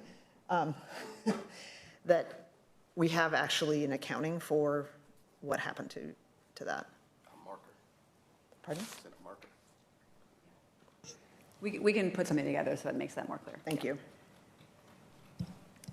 All right, thank you. I think, appreciate all the work again that went into this, and I believe everyone's had a chance to speak. Okay, great. I will just say, one of the things that will be helpful for me would be to just see very specifically like what is and isn't going to be funded, especially around the shelters, with the dollars that we're allocating here. I know that there was a request for, looking at what are we funding with one-time only versus ongoing. Antoinette, I know you said that the assumption was like all of the dollars we got from the state were going to be ongoing resources, but my understanding is that the state might have had a different idea, and so I just think we do need to be clear because we are, again, this is what we're trying to do is really staunch the bleeding for a huge reduction in anticipated resources in the best way we possibly can, and we know that we're doing this in the immediate time and for the longer term planning that we need to do and the longer term budgeting, especially for FY27. There's a lot of things that we're going to be having to contemplate around that, and so I think laying that out right now is going to help set up those future conversations in addition to helping us make decisions about this. But appreciate all the work that went into giving this board options and having this conversation around that, and we will have more to come on that. So thank you very much. As I mentioned earlier today, we're planning on bringing this back as a budget modification on the 30th. We don't have a lot of time for board conversations publicly around talking about these actions, like a work session like we did previously. So I'll be checking in with you, each of you, and maybe figuring out some options for that, but wanted to give this board enough time to do your own homework, follow up, and have those conversations before we bring this back for a vote. All right, thank you very much. That concludes our regular board business for today. We are well over our adjourning time. Is there anything urgent that anyone needs to bring up for today for board comment? Just a quick shout out to our colleagues across the river for their votes last night to codify sanctuary city status and support our immigrant and refugee communities. Thank you. All right, Commissioner Brim Edwards. Just two things. One, if everyone hasn't seen I really appreciate the survey that the Multnomah County Library has put together, asking the broader community their perceptions about safety and sort of what they would support or not be supportive of. The other thing is I just wanted to announce we have a new team member in District 3, Camelia Hansen, who started yesterday. So hopefully everybody will come by and say hello. And so now if you need something done, you don't have to, I won't be the bottleneck anymore. Great. Thank you. Any other? All right. Thank you so much, everyone. One more shout out to Sarah. It's her first meeting. Oh, yes. Hi, Sarah Morrissey. Welcome to Multnomah County. We are really grateful to have you here, and you're already jumping in with both feet to things, so I'm really glad to have you on this side of the river. That concludes today's regular board meeting. There being no further business, we are adjourned.